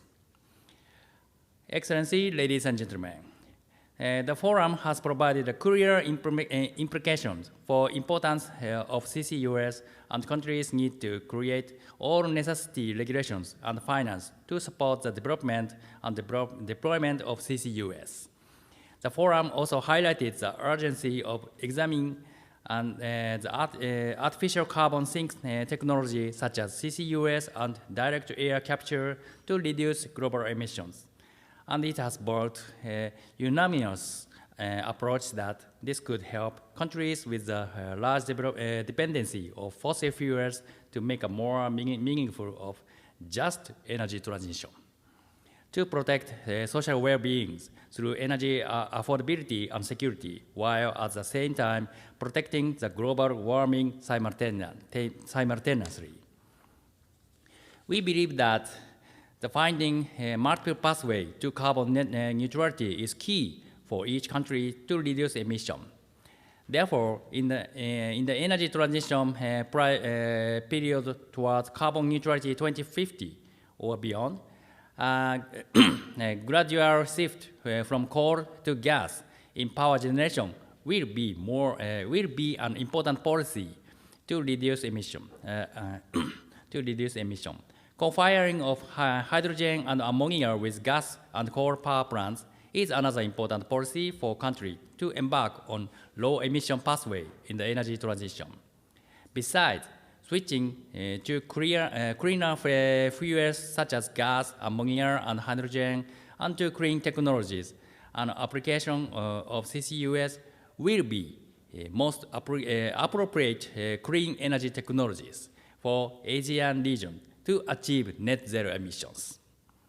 Excellency, ladies and gentlemen, it is very clear that today's forum has provided rich discussion on how to accelerate the development and deployment of CCUS in the region with clear emphasis of energy security, affordability, and climate actions.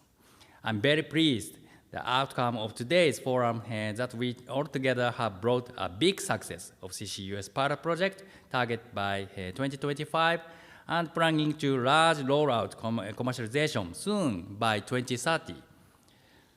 What we need is thought-out planning that can address barriers to CCUS development and deployment in our region.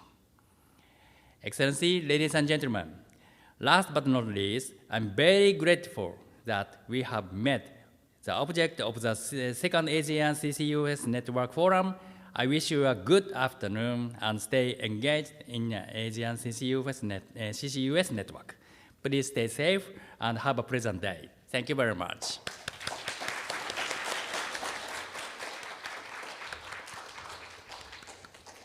Thank you, Mr. Hachiyama, for your closing remarks. As the event has come to a close, we would like to express our deep appreciation to everyone who participated both online and offline. It is a great honor to have eminent speakers share their knowledge with us today. For everyone joining us here today, we would like to invite all of you to join us for a lunch in the Golden Cup restaurant at 3rd floor right after this event. With this, the second Asia CCUS Network Forum is now closed. Thank you and enjoy the rest of your day.